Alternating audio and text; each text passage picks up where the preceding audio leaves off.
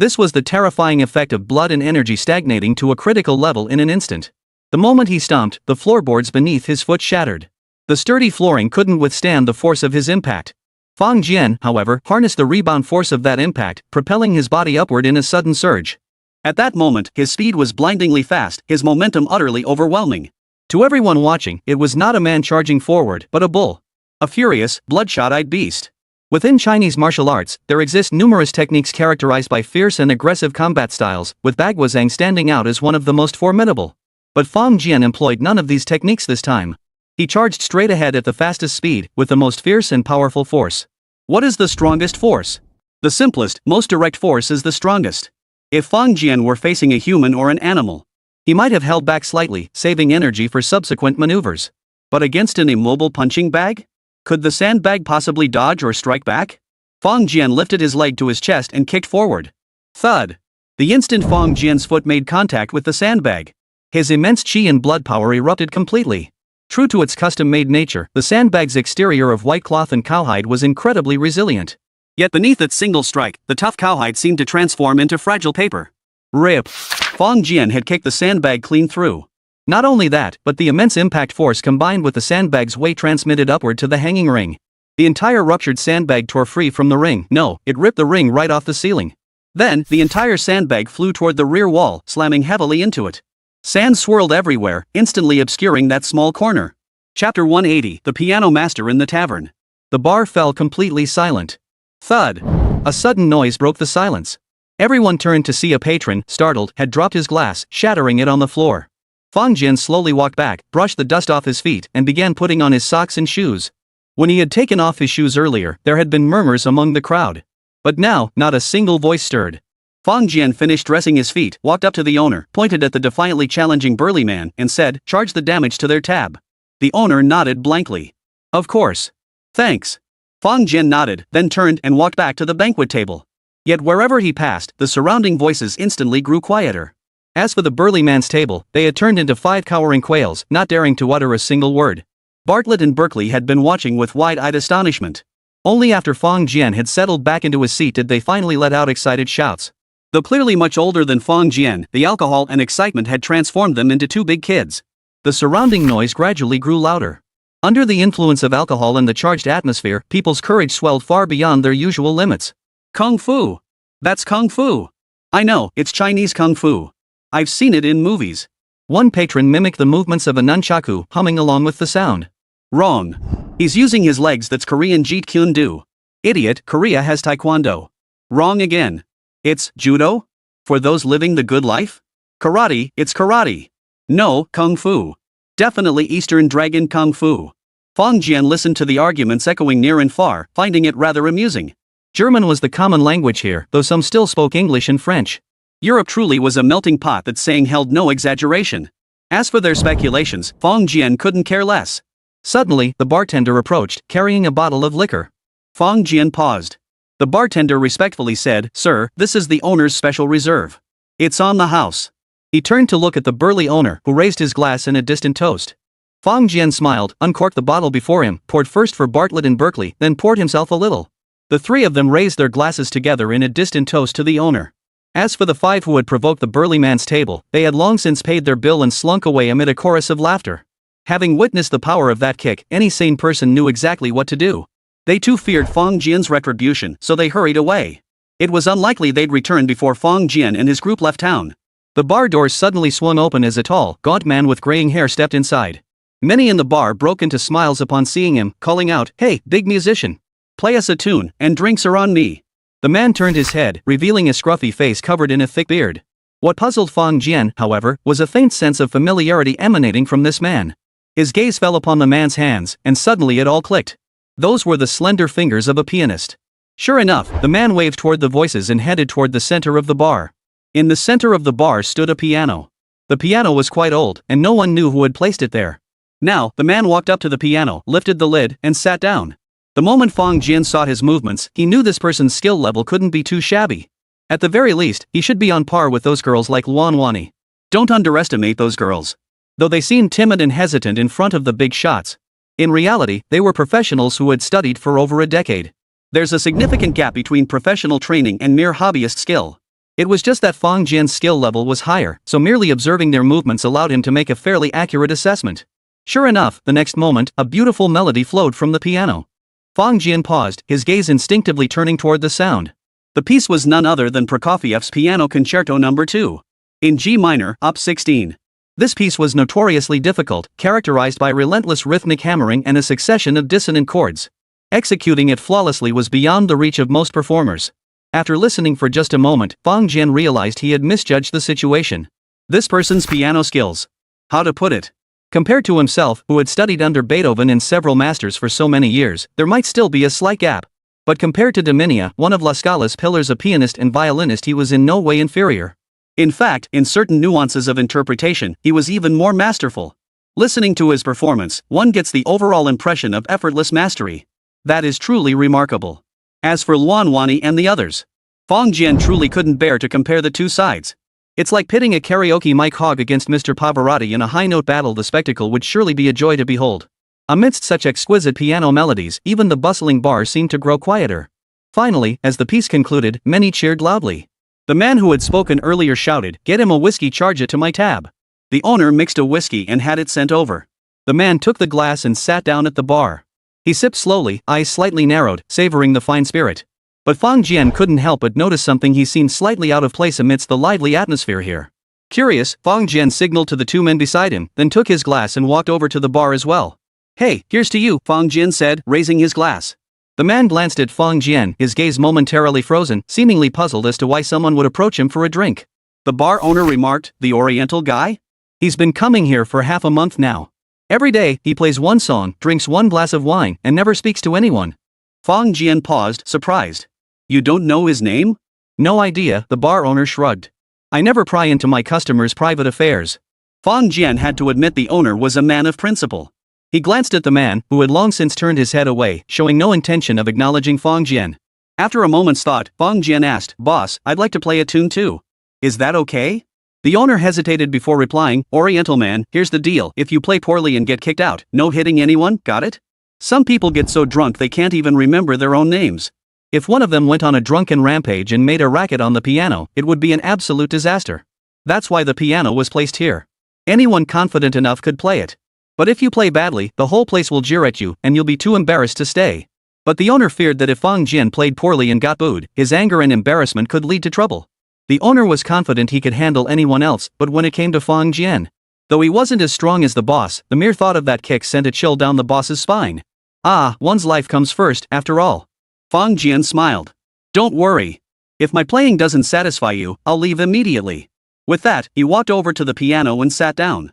Fang Jian was the center of attention here. As he sat down at the piano, everyone felt a sense of awe. Wasn't he a martial arts master? How could he also play such a refined instrument as the piano? Chapter 181, Vienna's Treasure.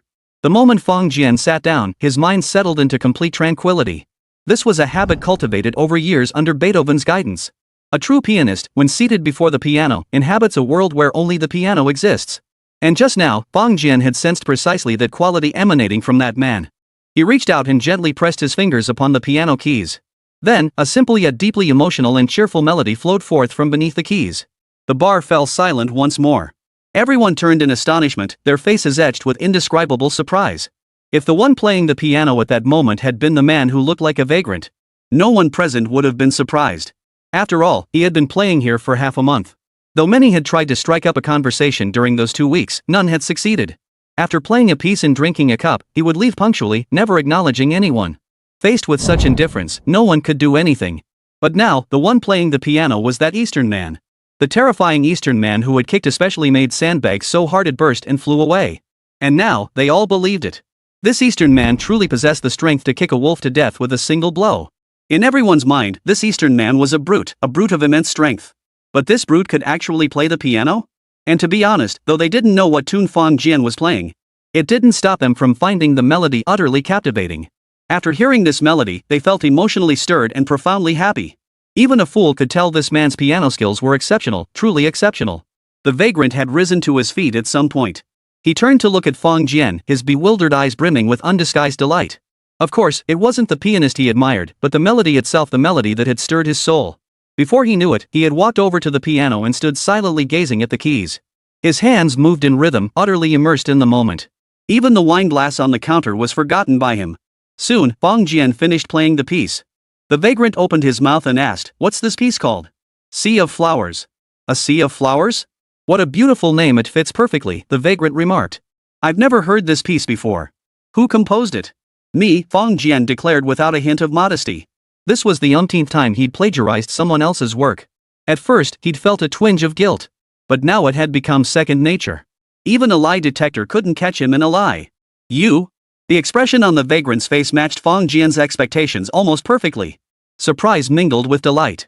Only, there was no trace of doubt. Of course, had he heard Fong Jian's performance beforehand, he probably wouldn't have believed it. "Hello, my name is Smedley Ebel. Might I have the honor of knowing yours?" "Fong Jian, from the Eastern Dragon." "Oh, I never imagined the land of the Eastern Dragon would produce such an outstanding musician as you," Smedley exclaimed excitedly. Fong Jian smiled faintly and replied, "In my country, there are many musicians like me." "Is that so? I must visit someday." Smedley nodded emphatically, then asked, "Mr. Fong, may I offer you a drink?" "Smedley, you're Smedley." Suddenly, someone called out. The bar fell silent for a moment before the crowd began to stir. Smedley turned, waved to the people in the bar, and said, "I'm buying my friend a drink. Don't disturb us." The crowd quickly settled down, but Fong Jian noticed more people turning their gaze toward them, some with visibly excited expressions. Fong Jian frowned slightly and asked, "You are?" Smedley shrugged his shoulders.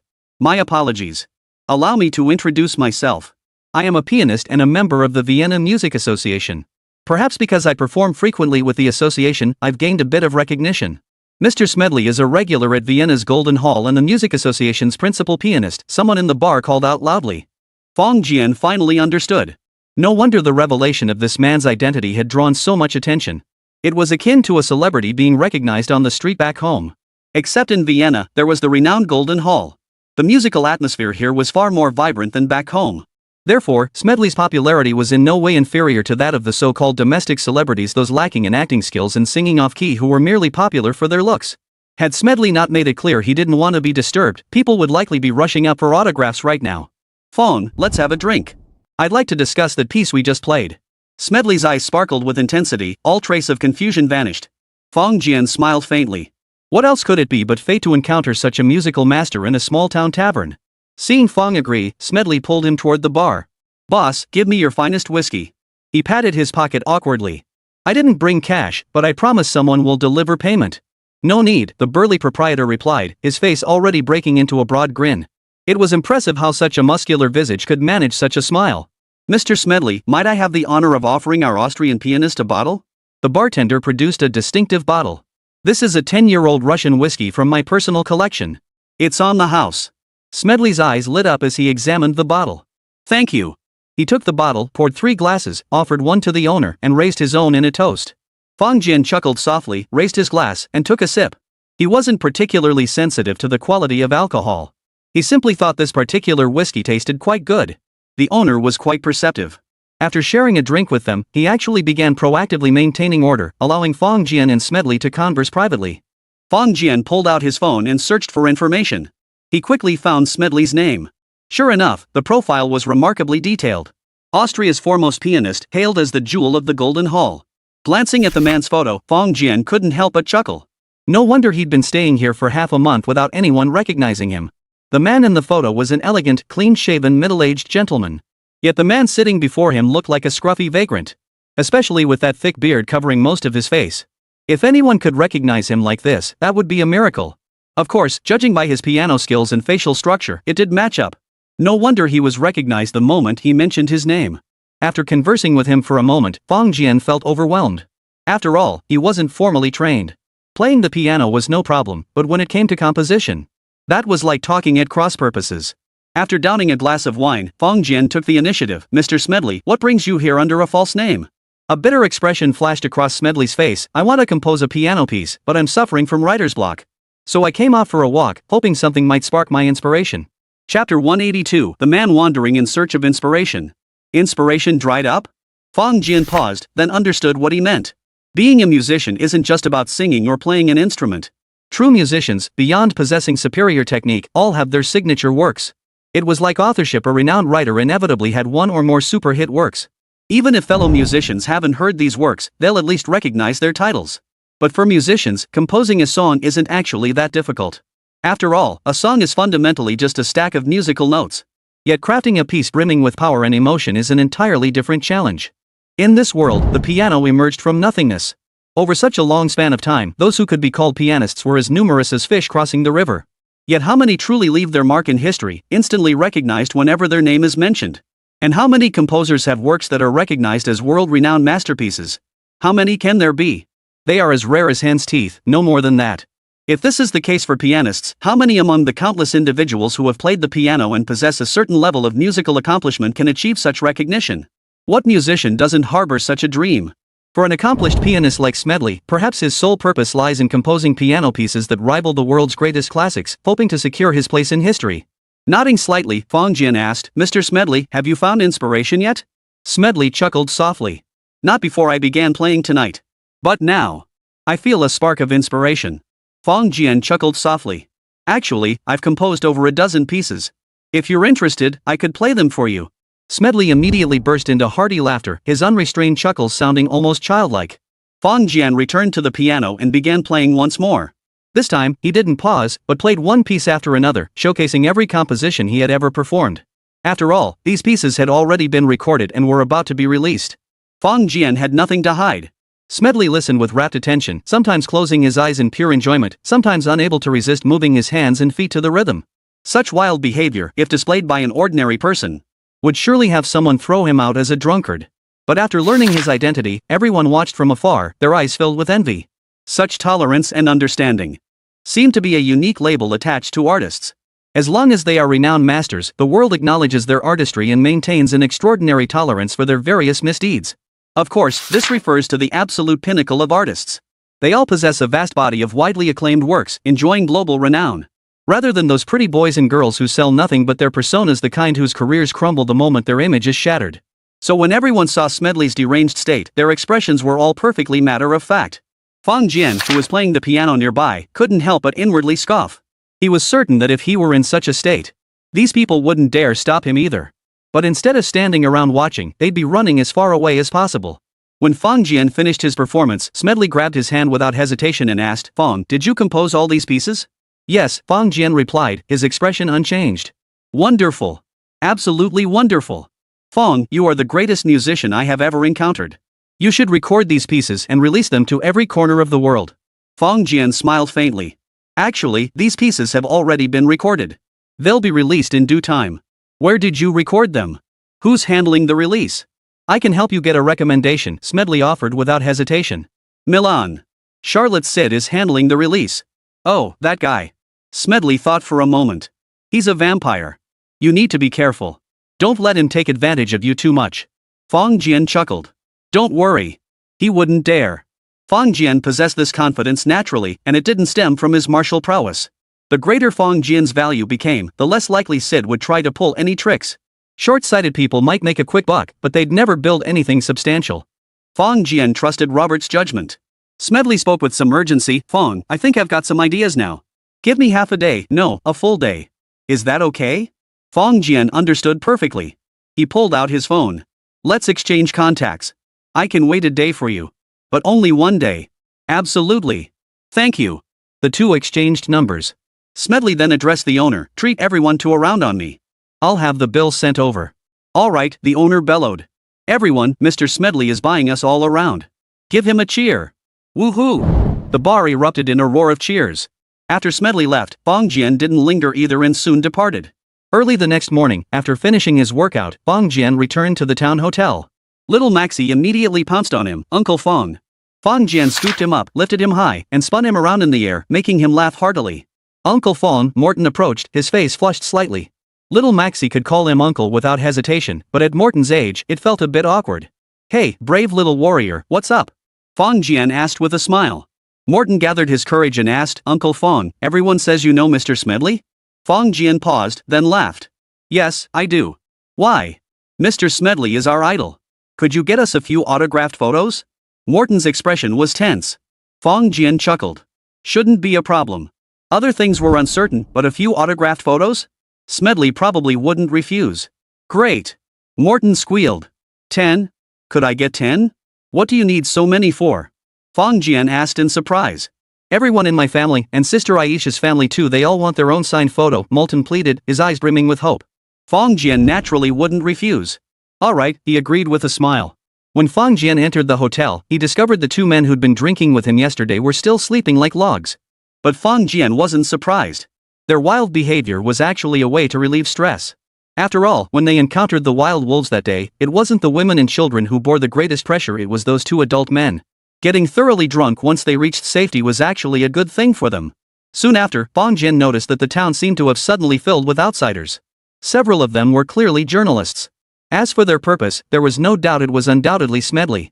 That evening, Fong Jian's phone rang. After asking for his address, Smedley burst in like a whirlwind and declared, "Fong, come back to Vienna with me." Fong Jian looked at the flustered Smedley, utterly bewildered. "I've composed a piece, but there's no decent piano here. I have one at my place, come over." A good piece? For some inexplicable reason, Fong Jian felt a stir of interest. Chapter 183, Fong the Evil Tavern Melody. Thanks to Fong Jian's introduction, Smedley, who had been sporting a full beard, regained his handsome appearance and was neatly groomed. Then, he dined with the Mortons and the little Maxis. Photos were taken, autographs signed. Afterward, Fong Jian took his leave from the two families. As he departed, Smedley promised to send them tickets to his concert at the Golden Hall. Though everyone knew this promise was made solely because of Fong Jian. Little Maxi and the others were still overjoyed. Only, when Fong Jian and Smedley departed, little Maxi clung to them reluctantly, nearly in tears. Half a day later, Fong Jian drove back to Vienna. Of course, there was one more person in the car. Smedley spoke passionately in the car, sharing his insights. He insisted that this creative work wasn't solely his own, but the result of their joint efforts. Though Fong Jian vehemently denied it, Smedley sullenly declared he would never plagiarize another's work. Seeing Smedley's hair and eyebrows practically standing on end, Fong Jian wisely chose not to argue further. Smedley's home was situated beside an artificial lake in Vienna. It was a stunning villa. As Fong Jian's car pulled up beside it, someone was already waiting. "Oh my God, Smedley, you're finally back." The middle-aged man lunged forward like a rabid dog pouncing on its prey. Watching his speed and attitude, if the man hadn't called out Smedley's name and seen the embarrassed look on Smedley's face, his foot might have already kicked out. "Fong, let me introduce you. This is my agent, Climas Don. Cremas, this is the piano virtuoso I told you about from the tavern. Together, we composed an exquisitely beautiful piano piece." Smedley gestured wildly. "I intend to name this composition."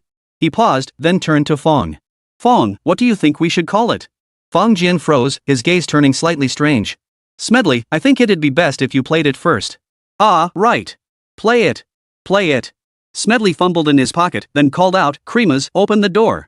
Climas looked utterly exasperated as he opened the door. "May I ask who you are?" "Hello, I'm Fong Jian from the Eastern Dragon.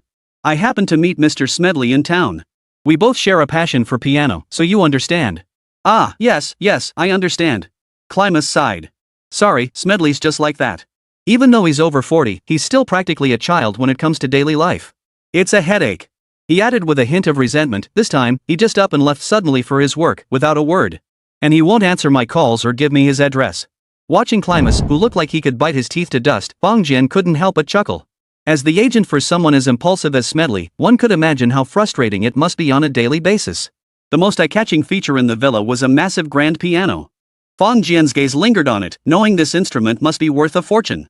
But to Fong Jian, it was merely a sum of money, something he didn't care about. Climas had been watching Fong Jian's expression closely. Seeing his utter nonchalance, he couldn't help but inwardly marvel.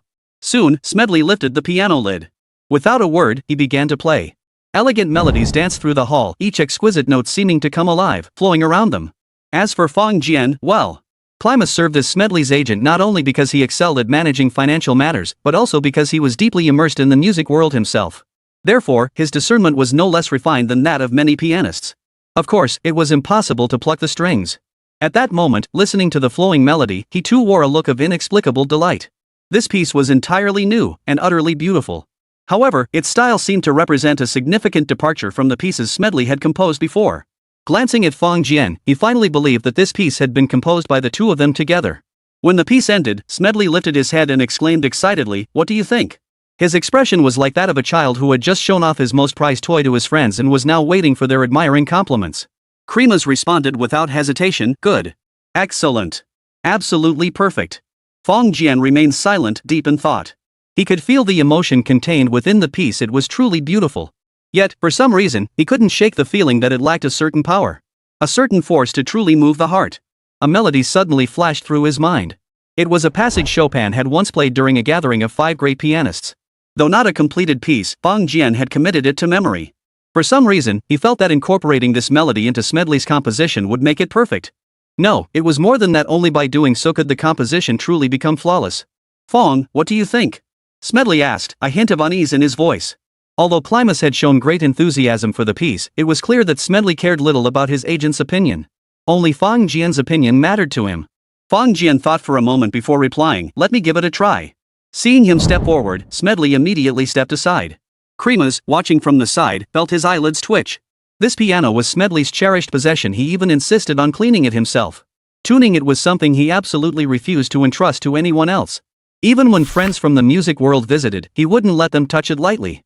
It was, quite simply, his pride and joy, his most cherished possession. Yet now, he was willingly giving up his seat, his eager expression making it hard for Climas to adjust. Fang Jian sat down, paused for a moment, then began to play. The moment that melody surfaced, Smedley's body instantly tensed. His lips twitched slightly as he murmured incoherently, as if possessed. He had once again slipped into a frenzied state. Yet both Fang Jian and Climas seemed utterly accustomed to this. When the melody concluded, the look in Smedley's eyes as he regarded Fang Jian had changed. Moments later, he sat down, played a passage himself, and asked, "What do you think?" Fang Jian raised his eyebrows slightly and replied, "It's very good." He had come to fully appreciate Smedley's skill. Fang Jian himself could only play a single melody by Chopin. Yet in mere moments, Smedley had seamlessly woven that melody into the song. To say nothing else, this ability alone was something Fang Jian could never hope to match. After all, Fang Jian excelled at performance and plagiarism. If you asked him to compose a masterpiece, he couldn't do it even if you killed him. Smedley stood up and declared, "I've decided. This piece shall be called the Fang Ebier Tavern Tune." Fang Jian looked up in surprise. Was he being that casual? "Fang, I invite you to join me at the Golden Hall and present this piece to the world. Would you be willing?" Fang Jian hesitated. Though he had thick skin. But not that thick. He declined politely, "Smedley, I'm terribly sorry, but I have an appointment. I must leave Vienna the day after tomorrow." After a pause, he added, "I believe you alone are more than capable of performing it beautifully." Chapter 184. What was his name? Must you leave the day after tomorrow? Yes, Fang Jian replied with a smile. His voice was soft, yet his words were firm and unyielding, leaving no room for negotiation. Climas cleared his throat softly. "Mr. Fang, perhaps you didn't hear clearly. Mr. Smedley is inviting you to perform this piece together at the Golden Hall." Fang Jian chuckled. "Mr. Climas, my hearing is perfectly fine. I heard him perfectly clearly." But. Climas stammered, "That's the Golden Hall. Vienna's Golden Hall stands among the world's most renowned premier concert venues. If La Scala is counted among the 4 most outstanding opera houses, then in terms of concert hall prestige, Vienna's Golden Hall also ranks among the world's most prestigious venues. It stands alongside Berlin's Philharmonie, Leipzig's Gewandhaus, Amsterdam's Concertgebouw, and Boston's Symphony Hall. Performing here is an irresistible dream for every musician." During his recent observation, Climas had already confirmed that Fang Jian must be a superlative pianist, otherwise, he wouldn't have subtly dominated the conversation with Smedley. Moreover, when naming the performers, Smedley had placed Fang's name first without hesitation. All of this indicated that Fang Jian was a true musician. Therefore, Climas found it hard to comprehend why Fang Jian could refuse the Golden Hall's invitation so decisively and without a trace of regret. Smedley shook his head. "Climas, didn't you hear? Fang said he had prior commitments." Climas opened his mouth, wanting to say something. What kind of appointment could possibly be more important than performing at the Golden Hall? But seeing Smedley looking slightly crazed, he immediately shut his mouth. Cremas lifted his head and declared, "Cremas, go tell the Golden Hall that Fang and I have composed a new piano piece. We'll be performing it there tomorrow night." "What? Tomorrow night?" Climas' eyes widened. "Smedley, how many tickets do you think we can sell in just one day?" "No problem," Smedley declared proudly, lifting his chin. "Tomorrow night, Fang and I will perform this new piece together, the Fang Eagle Tavern Suite." Fang Jian and Climas exchanged glances, both finding the idea implausible, utterly implausible. But just as Fang Jian expected Climas to sternly reject this impudent request, the agent hung his head dejectedly. "All right, I'll go to the association immediately to discuss it with them. However, the Golden Hall might not be available for you. You could choose Brahms Hall or Mozart Hall instead." "No, this is my first collaboration with Fang. It has to be the Golden Hall." "Fine, you've got the money," Climas grumbled. "With you involved, €2,000 should cover it. And with your reputation, even for just one day, we'll likely sell some tickets. Even if we lose money, it won't be by much." He turned to Mr. Fang. "May I see your passport?" "You need it to. The performance is tomorrow night." I need to book the venue immediately, make posters, and promote it. We can't have a completely empty hall during the show tomorrow. Phong, show it to him, Smedley urged. We need to practice quickly. Besides this piece, we have to rehearse others. We can't possibly perform just one song at a piano recital. Phong Jian sighed in resignation. Truthfully, he didn't care whether they performed at the Golden Hall or not. Just like at La Scala, if someone hadn't pushed him from behind, he never would have stepped onto the stage. But for the sake of Smedley, this newfound friend, Phong Jian couldn't bring himself to refuse. He handed over his passport. After Klimas snapped a photo, he hurried away. Phong Jian turned and asked, Smedley, can the Golden Hall be rented out? Of course. Renting it for one night would cost around 20,000 to 30,000 euros, Smedley chuckled. Don't worry, it's just the two of us performing, no orchestra. There won't be any additional charges. Phong Jian chuckled, I just don't think many people will show up tomorrow. Smedley shrugged his shoulders. Nothing we can do about it. Your schedule is so tight. If we had a month to prepare, I guarantee the seats would be filled. Smedley's new song? Phong Jian asked with a smile. No, Smedley replied seriously. It's the Phong A Bure Tavern tune. Phong Jian chuckled. Let's start rehearsing. We need to divide the work. Having agreed to it, Phong Jian naturally wouldn't take it lightly. To perform this piece flawlessly, especially as a duet, would require a complete rearrangement. Klimas drove while making a phone call. Fortunately, the Golden Hall wasn't booked for tomorrow night. Soon, the car pulled up in front of the Musikfreund building. The Golden Hall is not a standalone building but part of the Musikfreund building. The building houses multiple concert halls, including not only the Golden Hall but also performance venues such as the Brahms Hall and Mozart Hall.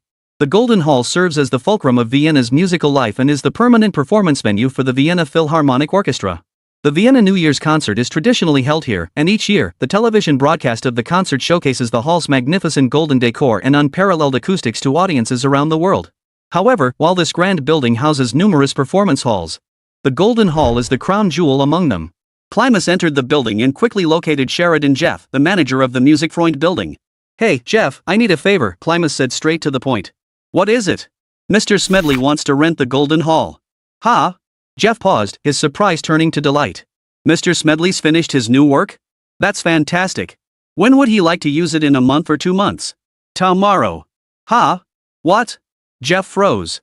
Klimas, you're joking. I'm not joking. Mr. Smedley is back. He met a musician on the road, and the two collaborated to finish a piece. They plan to premiere it tomorrow night, Klimas said helplessly. Tomorrow night? That's impossible.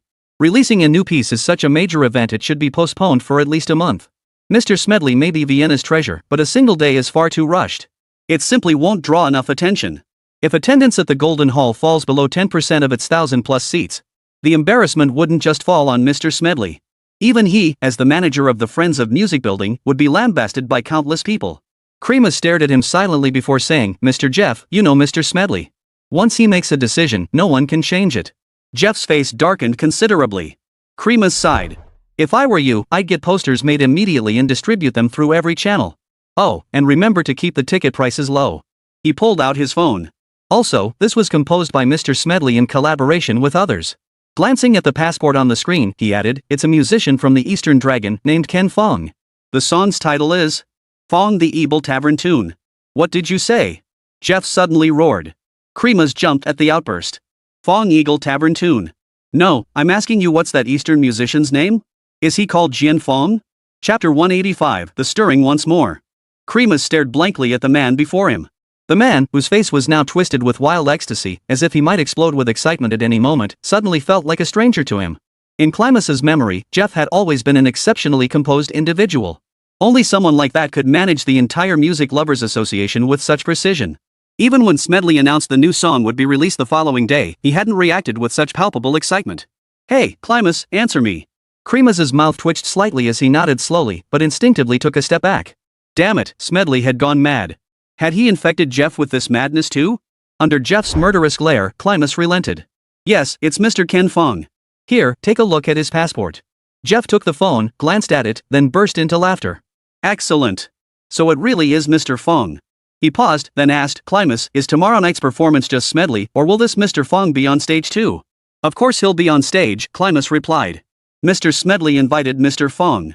If Mr. Phong hadn't insisted he must leave Vienna the day after tomorrow, we wouldn't be in such a rush. Both of them on stage together? Yes. Good. Then there's no problem. Jeff lifted his head.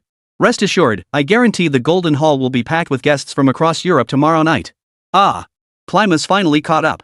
Jeff, who exactly is this Mr. Fong? Why have I never heard his name before? Jeff's gaze grew slightly peculiar. You haven't heard of him?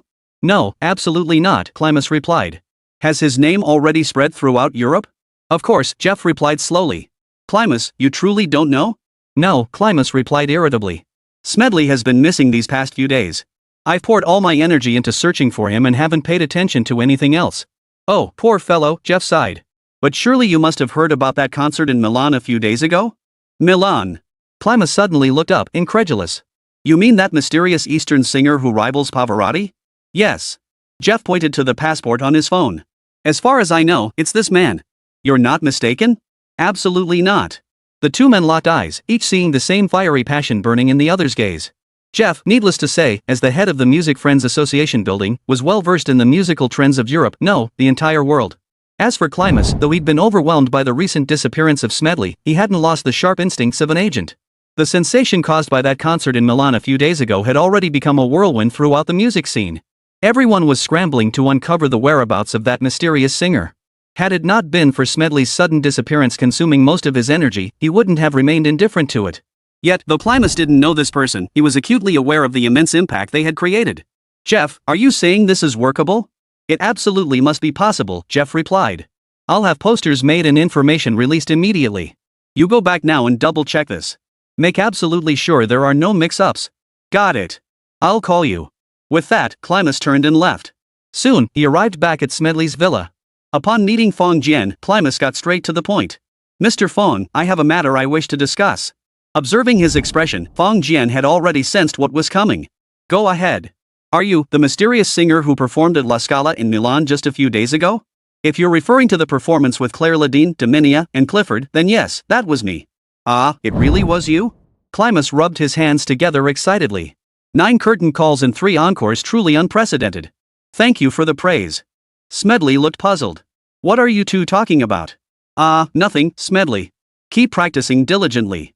Tomorrow night, I promise you an unprecedented spectacle. With that, Climas strode off, brimming with excitement. Smedley looked utterly bewildered. What's gotten into that guy? Has he lost his mind? Fong Jian chuckled silently.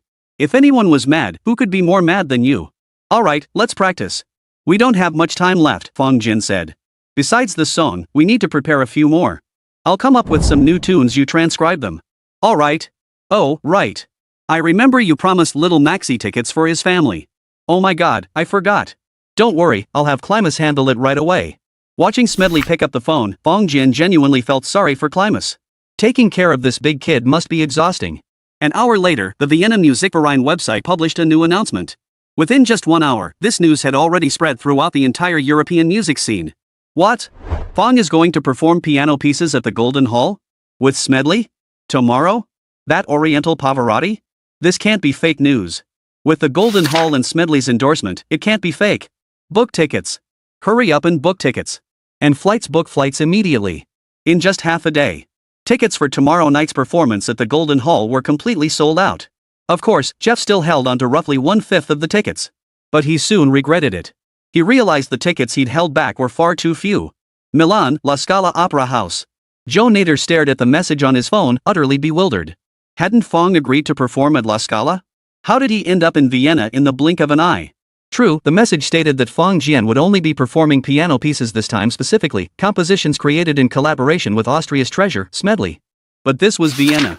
Vienna wasn't just home to the Golden Hall, it also housed the historic Vienna State Opera. This opera house is one of the world's 4 great opera houses. If Fong were pulled there, transforming from Milan's Oriental Pavarotti into Vienna's Oriental Pavarotti, he'd truly be ready to spit blood. But he knew he had no means to object or resist. While he was frowning in distress, the directors of the other opera houses were beaming with delight.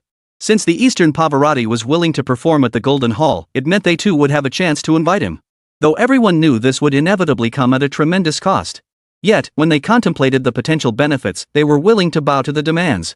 Meanwhile, Wang Donglian, who couldn't read German and was unaware of the situation, was out shopping with her girlfriends. Her phone became the epicenter of chaos once more, literally exploding under the onslaught of calls. What? Fong Jian's going to the Golden Hall? Performing tomorrow night? After putting down her phone, she and Luan Wani exchanged stunned glances. The girls were seething with frustration. Damn it, he said he was going to Austria to pick something up. But he ended up at the Golden Hall. Is this thing even inside the Golden Hall? They exchanged a knowing glance. Book tickets. Off to Vienna immediately. Only Jean Tao stood there dumbfounded, utterly baffled by what was happening. Chapter 186, The Golden Hall. The Golden Hall, officially known as the Vienna Musikverein Golden Hall, is also called the Golden Hall or Vienna Philharmonic Hall. Construction began in 1867 and was completed in 1869. It is an Italian Renaissance-style building. The exterior features alternating bands of yellow and red, while the roof is adorned with numerous statues of musical muses, giving it an elegant and distinctive appearance. The Vienna Symphony Orchestra holds at least 12 concerts here each season. The architects of the Golden Hall possessed unique expertise in resonance and sound transmission. A hollow space was created beneath the raised wooden floor. Meticulously calculated divisions of the upper boxes and the arrangement of the goddess columns on the walls, combined with ceiling and wall materials designed to prevent static interference, ensure that audiences seated at any distance or level within the hall experience performances with consistent acoustic quality. The Golden Hall has a total of 1,744 seats and 300 standing spaces. This venue holds an indescribably important place in the hearts of domestic musicians. In fact, many Chinese artists have performed at the Golden Hall. However, in reality, few truly artistic performances receive genuine invitations. Most come here for a quick tour, rent the Golden Hall for a single performance, and then return home to cash in on their gilded reputation. As for the locals in Vienna, they simply aren't interested in such performances. But when Smedley's name appeared on the poster, it captured widespread attention. And when the name of the Pavarotti of the East was also listed, everything changed. The evening performance instantly became a hot commodity. Yet when many locals tried to buy tickets, they found they were already sold out. The joint performance by two musical masters, featuring newly composed pieces, proved an irresistible draw. That afternoon, after rehearsal, Fang Jian received a call from Jean Tao and the others, looking utterly puzzled. "Why are you here?" Wang Donglian retorted indignantly, "You're performing at the Golden Hall, why didn't you invite us?" Fang Jian sighed helplessly, "I never planned to perform there.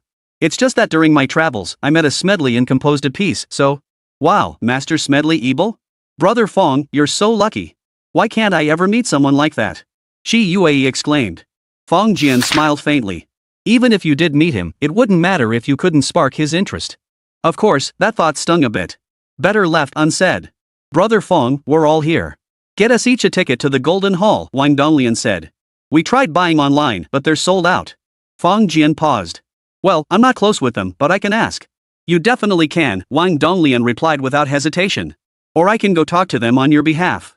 "You? Yes, don't forget I'm your agent, after all." Fang Jian spread his hands in exasperation.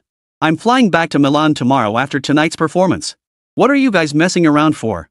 Jean Tao nodded repeatedly. "Yeah, that's exactly what I said, but they wouldn't budge. They insisted on going to the Golden Hall." The girls stopped in their tracks and turned to look at them. The two men exchanged a glance, picked up their suitcases, and walked ahead, never mentioning the matter again. Fang Jian had no idea how Wang Donglian had managed to persuade them. In any case, that evening, when he and Smedley entered the Golden Hall, he spotted Wang Donglian and the four girls in the audience. As for Jean Tao, it seemed Xiao Qingxin had finally shown some consideration, not bringing him along this time. However, what Fang Jian didn't know was that it was actually because tickets were extremely scarce. So Jeff had haggled and managed to get one ticket. This was only because he didn't want to offend Fang Jian. Otherwise, how could a young girl possibly obtain tickets from him, especially complimentary ones? As for the two families of Little Maxie, they both left messages saying they were coming. But the Golden Hall was packed to the rafters, making it impossible for Fang Jian to spot anyone. A piano recital differs significantly from an opera house performance. Moreover, tonight featured two pianists performing together, making the format all the more intriguing.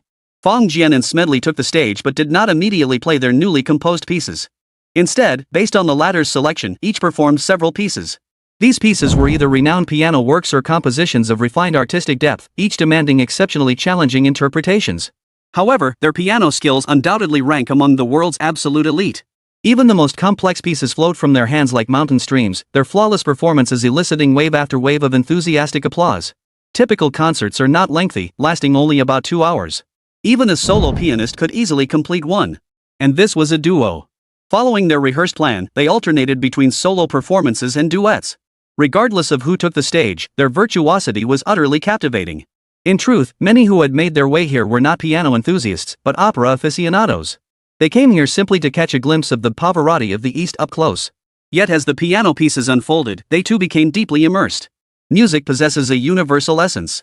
Of course, expressing this universality is a feat only the most accomplished masters can achieve. Finally, at the end, Smedley stood up and addressed the microphone. "Ladies and gentlemen, next, Fong and I will present a brand new piano piece for you." His voice slowed, seeming to drift. "This piano piece was co-created by me and my good friend, the pianist from the East, Mr. Ken Fong. Its inspiration came from a bar in a small town." Hearing this, in a secluded corner, Bartlett murmured, "See? That's the very tavern I mentioned. The fact that these two musicians could create such music is partly thanks to us." The children looked up at him with admiration, greatly satisfying Bartlett's vanity. "We've named this piece the Fong A Bure Tavern Tune." Immediately, a wave of enthusiastic applause erupted. Everyone knew this song was the highlight of the evening. Though the previous performances were splendid, they were ultimately covers of others' compositions. What followed, however, was the masterpiece crafted with the utmost dedication by their musical maestro. If Fong Jian had heard their reviews, however, he would have been both amused and exasperated. Perhaps, for Smedley, it was a labor of love. But Fong Jian had merely provided a few melodies and arrangements. If he were truly asked to compose an entirely new piece, he'd be completely stumped on the spot. Soon, the piano music began to play once more. This time, it was indeed a brand new, exquisite piece that had never been performed in any public setting. The crowd listened in silence, savoring every note.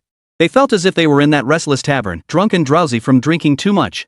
Yet, at that very moment, a piercing voice suddenly cut through the air, jolting everyone back to full alertness. This was a completely different style of performance.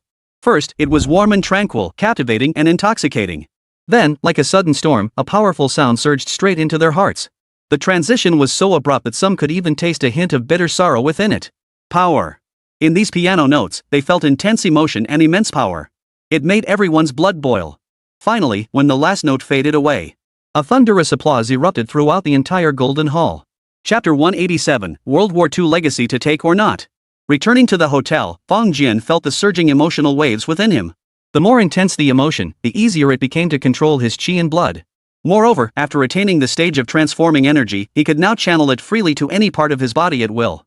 In short, as long as his mind remained still as water, the stronger the emotional fluctuations became, the more beneficial they were for Fong Jian himself.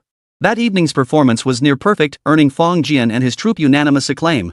Representatives from the Vienna State Opera personally approached Wang Donglian to negotiate, requesting that Fong Jian perform there. Wang Donglian smiled and handled the matter with grace. Only after she finally saw them off did she realize Fong Jian had already gone to bed. The young girl gritted her teeth. Initially, she had only wanted to spread that beautiful piano piece across the world. That was why she had pestered him relentlessly to become his manager. But now, she found herself feeling somewhat overwhelmed. Just as she was about to discuss this with Fong Jian, the guy had gone to sleep without a care in the world. Oomph. If he doesn't care, I'll make him regret it. At that moment, Fong Jian had already entered his dream. The moment he opened his eyes, he saw his father walking toward him. Fong Jian smiled faintly, stood up, and said, "Dad, you're here." "Yes," his father replied in a loud voice. "Son, that foreigner came to see me last time. He said he'd lost his connection to the treasure and wanted to ask if you'd taken those bearer bonds." Fong Jian nodded. "I've already taken them. Give him the money." "All right, good riddance." His father looked up, made a few gestures in midair, then asked, "Those things, are they valuable?" Fong Jian thought for a moment. "They should be valuable. I'll have someone look into it tomorrow." "All right." His father hesitated before adding, "Oh, and another foreigner just approached me. He mentioned a treasure buried somewhere in Poland and asked if I was interested." "Treasure?" Fong Jian froze, his eyes genuinely lighting up. To be honest, if he were still in China, he might not have been interested in digging for treasure in Poland. After all, the distance wasn't just a mere 10,000 miles away anymore. In ancient times, it might have been a journey one could never complete in a lifetime. But now that he was in Europe, the chance to strike it rich felt too tempting to pass up. What kind of treasure?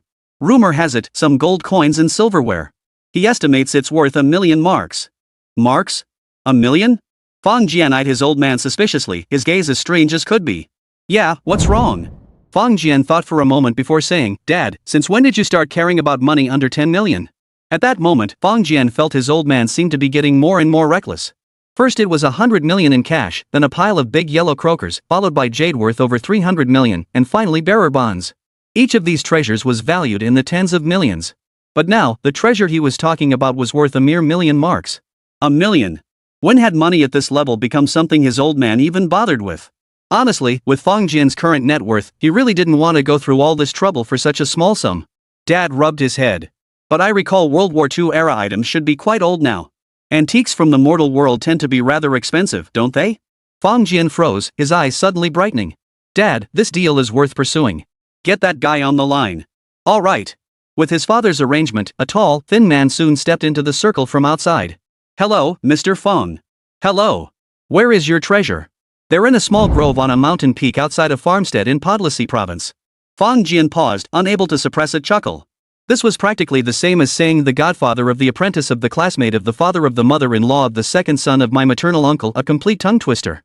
Mr. Fong, those treasures are genuine. There's also a copperplate engraving among them, which should be quite valuable. That's why I've appraised them at 1 million marks. Well, whether it's valuable or not depends on whether I can dig it up from where you say it is. If it stays buried in the ground, it's worthless. Yes, Mr. Fong, you're right. That's why I'm asking you to bring them back to the surface as soon as possible. Then, fragments of memories flooded into his mind. Only then did Fong Jian realize that these items weren't buried underground. They were stored in a cave as empty as a deserted room. The cave was located on a mountainside at the edge of the forest, and getting inside was quite a hassle. Fong Jian nodded. All right, I understand. He paused briefly before casually asking, by the way, what's the name of that painting of yours? Melancholia. It's an engraving, a work by Dürer. Dürer? Who is this guy? Never heard of him. Fong Jian felt a pang of disappointment. If it were Van Gogh, Picasso, or even Da Vinci, that would be something. In truth, although Fong Jian had studied painting under 4 masters and possessed considerable skill. But if you asked him to name a few famous painters, domestic artists were manageable, but foreign ones? He was completely stumped.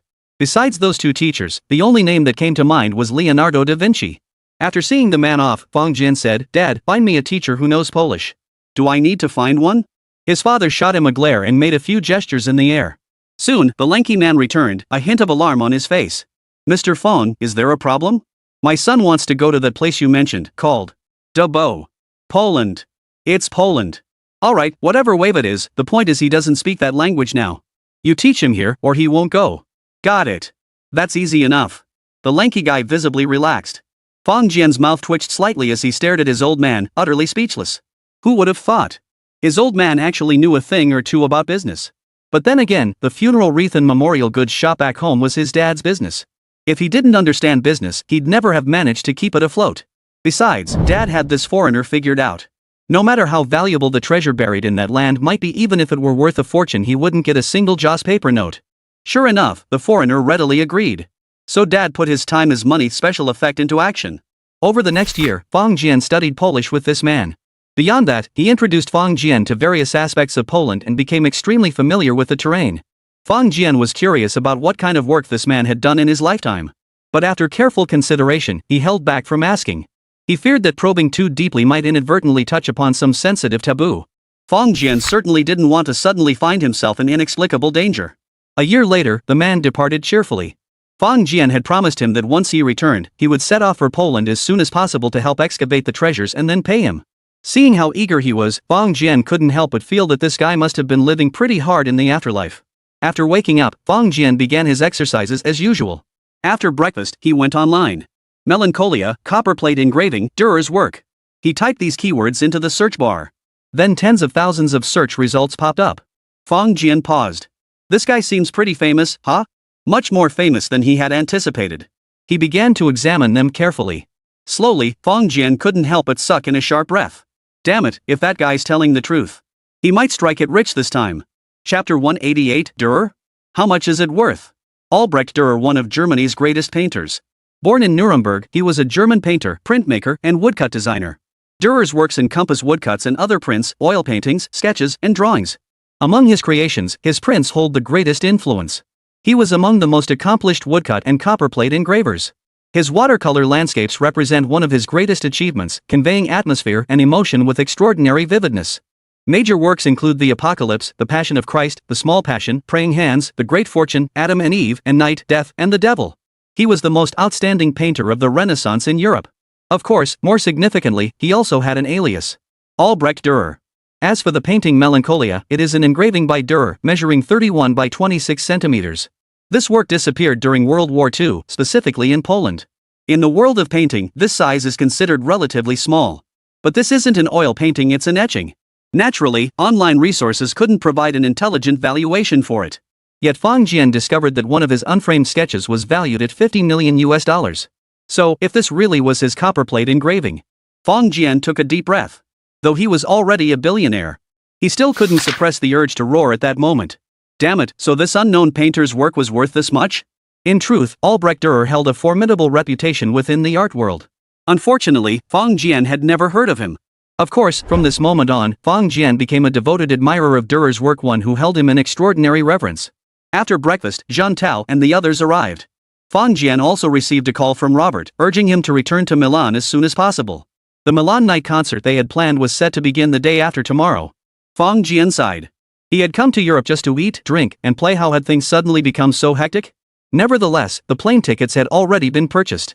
After finishing their meal, Fang Jian and the others hurried to the airport. Smedley personally came to see Fang Jian off, promising that they would definitely collaborate again in the future. In stark contrast to their quiet arrival, their departure was marked by a crowd of well-wishers. Though mostly from the music industry, there were even some fans present. Especially the likes of young Maxi, who declared with conviction that Fang Jian was the one they admired most, both in martial prowess and musical talent. As for the two burly men, Bartlett and the other, they both looked somewhat ashamed and embarrassed when they saw Fang Jian. After witnessing his marksmanship and martial prowess, they had assumed he was some Eastern soldier bearing a special mission. However, after hearing Fang Jian and Smedley perform in the Golden Hall, they realized they'd made a huge mistake. For such a musical genius to be carrying some hidden secret, well, even if you told someone, they'd have to believe it. Fang Jian, of course, took it in stride. Instead, he was quite taken with the young Smedley brothers. They exchanged phone numbers, agreeing that if the opportunity arose, he would invite them to visit China. Afterward, the group checked in and, after some complications, finally returned to Milan. Only when they arrived in Milan did Joe Nadler truly breathe a sigh of relief. During the days of Fang Jian's performance at the Golden Hall, he had been on pins and needles. He feared receiving a sudden call informing him that Fang Jian no longer wished to return to Milan. That would have meant cancelling the Milan night event originally planned at La Scala. Fortunately, Fang Jian upheld his contractual obligations and returned the day after his performance. For the next 2 days, Fang Jian stayed put in Milan, diligently rehearsing with the orchestra instead of wandering off. Then, on the night of Milan night, Fang Jian's voice soared with even greater passion and intensity, elevating the applause and cheers at La Scala Opera House to new heights. After 2 opera performances and a piano recital, Fang Jian's name had become a household name in Europe, no, across the entire world.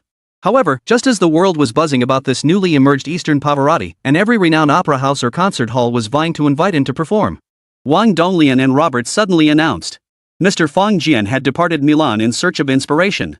As for when he would return, no one but Mr. Fang himself could provide an answer. Half a day later, Fang Jian, wearing a hat and scarf, arrived in Poland. Of course, before leaving Milan, Fang Jian made a trip to the Bank of Milan. He deposited the bearer's shares he had acquired into a safe deposit box. For ordinary domestic citizens, arranging such a service was no easy feat. But for a newly rising star, a great singer and pianist, it was a simple matter. It was now winter. Poland's weather was far from hospitable to humans. Without adequate protection, it's best not to venture out lightly. After landing, Fang Jian rented a rugged off-road vehicle in Warsaw. Here, as long as you have money, a driver's license, and an international driver's permit, renting a car is a simple matter. The treasure's location was in Podlaskie province, Poland's northernmost region. This border city adjoins Lithuania and Belarus. Yet it wasn't too far from Warsaw. However, the little village in my memory was rather remote. Fang Jian drove for several hours before finally leaving the main road. It must be said that after years of focused development, China's infrastructure had far surpassed that of many so-called foreign countries. This was especially true in more remote areas. In other countries, it would be utterly impossible to achieve such a massive undertaking as connecting every road in every village. Here, without sufficient profit incentives, the government would never build major roads for an obscure little village at no cost. What troubled Fang Jian even more was that, because the time since the treasure was buried was so long ago, the memories in his head were no longer of much use. After all, the terrain during World War II had undoubtedly undergone earth-shaking changes compared to the present day. Landmarks that were once prominent had either vanished or been completely transformed. If Fang Jian were just an ordinary Chinese citizen, even with these memories, he would never find the place. Fortunately, he had learned Polish. He drove along, occasionally stopping to ask for directions. After a bumpy journey that took a full 3 days, he finally located a general area. Driving around the distant mountain range, Fang Jian finally confirmed it. The treasure lay within the forest ahead. The problem was, his car was absolutely impossible to drive in there. This was an ancient forest, untouched for who knew how many centuries. Anyone venturing in would inevitably lose their way and perish. Fang Jian wasn't afraid, of course. During his special forces training, he'd endured countless hardships in jungle terrain. Still, once inside, who knew how many days it would take? So, Fang Jian drove his car to the nearest small town instead. It was a small town with few residents, and outsiders were a rare sight. Fang Jian's arrival drew considerable attention. He found the town's only hotel, a rather modest little establishment. After checking in for a week, he asked the owner, "Where can I buy some things around town?"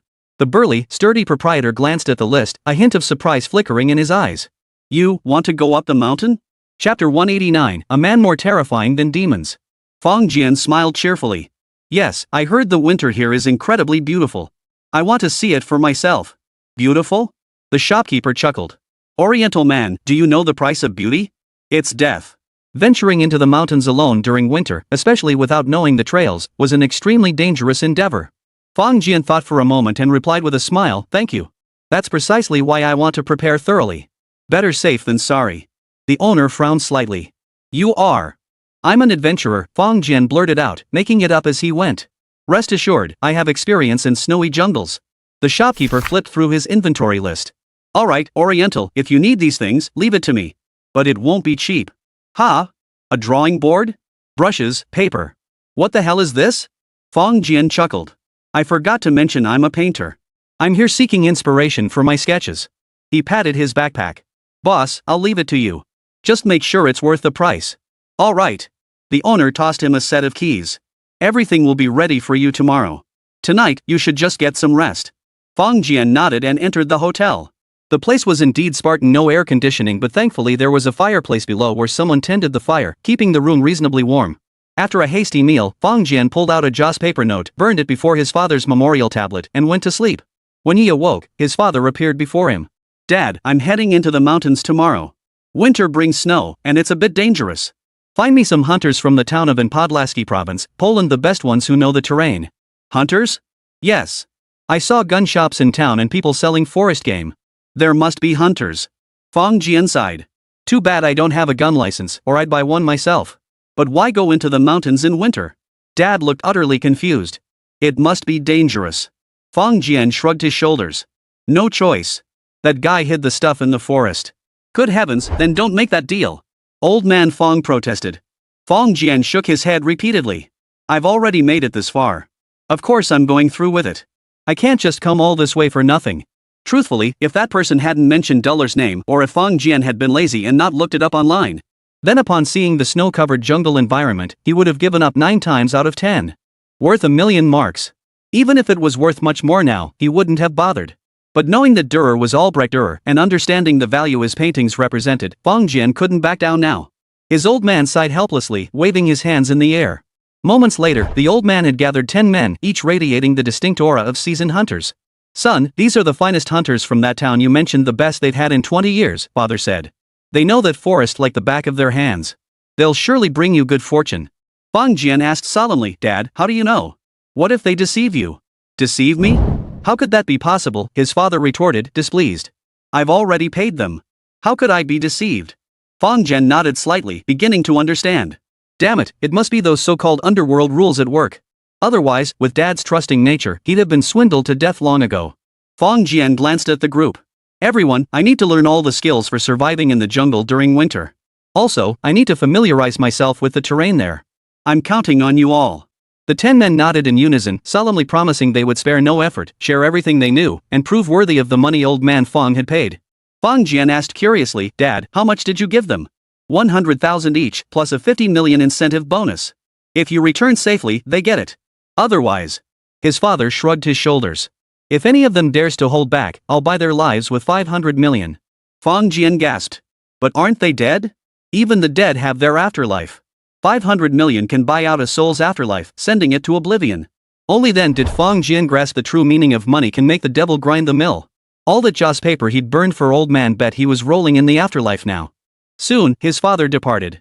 Of course, before his departure, the customary transaction took place. Time is money. The 10 men there were seasoned hunters from the small town, with nearly 2 decades of experience. Not only did they possess extensive expertise, but they were also intimately familiar with the terrain. Moreover, they all possessed experience venturing deep into the mountains. After Fang Jian described the general location, they supplemented each other's knowledge. Remarkably, within a month, they led Fang Jian to the treasure cave. This was an absolute stroke of luck. The reason it took a month was because the hunters had to recall the terrain, and Fang Jian had to observe based on that person's memories. Once the location was confirmed, Fang Jian was confident he could locate his target within half a day. The hunters were overjoyed, yet their expressions remained solemn. One of them asked, "Mr. Fang, how many of you entered the mountains?" "Just me." "Ah, then do you have your own team providing backup outside?" "No." Fang Jian observed their hesitant expressions and felt a slight sense of puzzlement. "What's the matter? Is there something you can tell me?" The men exchanged glances, none of them speaking. A sudden unease gripped Fang Jian, growing stronger by the moment. He paused, then said, "Gentlemen, you heard my father's words. If anything happens to me, he'll use his money to buy the remaining years of your lives, leaving your souls scattered to the winds." This statement carried a palpable threat, causing their expressions to darken simultaneously. Then, the eldest among them spoke up, "Mr. Fang, if you entered the town alone, I advise you not to venture into the mountains. Instead, you should leave as soon as possible." Fang Jian raised an eyebrow. "Why?" "Because those who venture into the mountains alone face an extremely high probability of death. Very few ever come out alive." "Why?" Fang Jian asked gravely. "Surely there aren't that many ferocious beasts here?" The elder sighed. "Humans are far more ferocious than beasts." Fang Jian paused, observing their expressions before slowly nodding. "All right, for the sake of your longevity, tell me everything." By now, he had fully grasped their meaning. This little town wasn't as simple as he'd imagined. Half a day later, Fang Jian had come to a full understanding. "All right, I understand what you all mean. I'll be careful. Now, let's continue." "Ah, continue what?" "The game, of course, jungle hunting." Fang Jian grinned with devilish malice. "Jungle hunt?" One hunter hesitated before saying, "All right, we'll split into 2 teams of 5. "You can choose one." "No, no, no." Fang Jian waved his hands urgently. "We'll split into 2 teams, but one team will be all 10 of you, and the other will be just me." The hunters exchanged glances. "You want to go 1 against 10 in this environment? That's suicide." Fang Jian chuckled. "Is that so? Well then, let's see what happens." Thus, over the next 11 days, while familiarizing himself with the terrain, Fang Jian played jungle games with the hunters.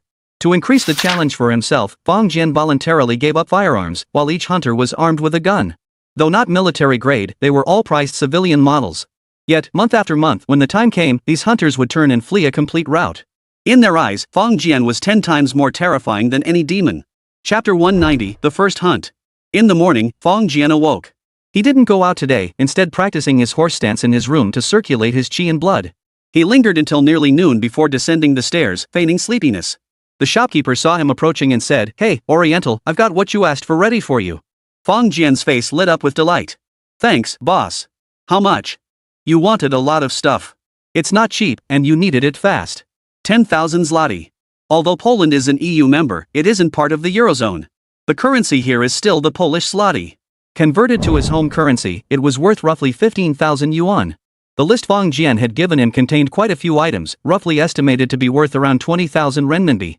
Unexpectedly, the shopkeeper gave him a little surprise. "Thanks, boss. Do you take mobile payments?" "What payment?" "No, we're a small place here. We only take cash," the owner said, spreading his hands. "Oh, no card machines either?"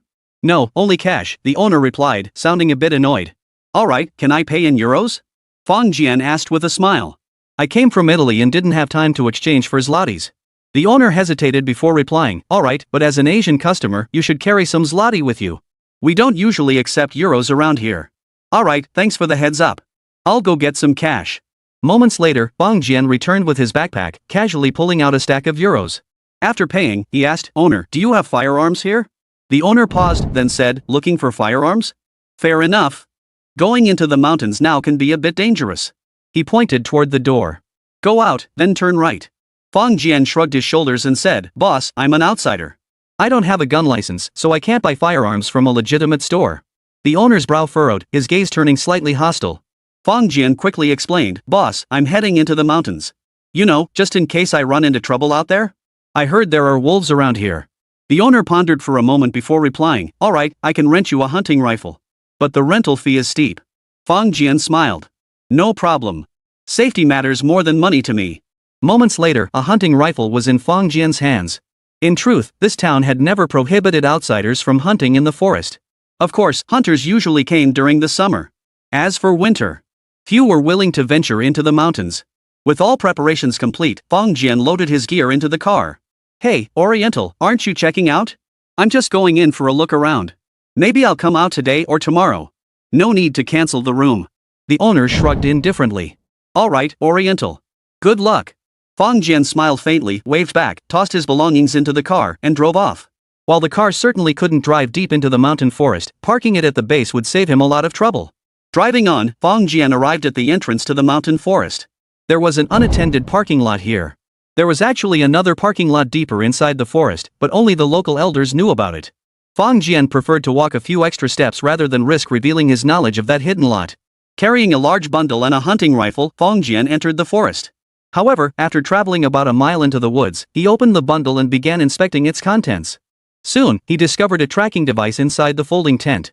Seeing this device, a cold gleam flashed in Fang Jian's eyes. Indeed, those people were right, this town was truly extraordinary. Carrying the tracking device, Fang Jian headed deeper into the forest.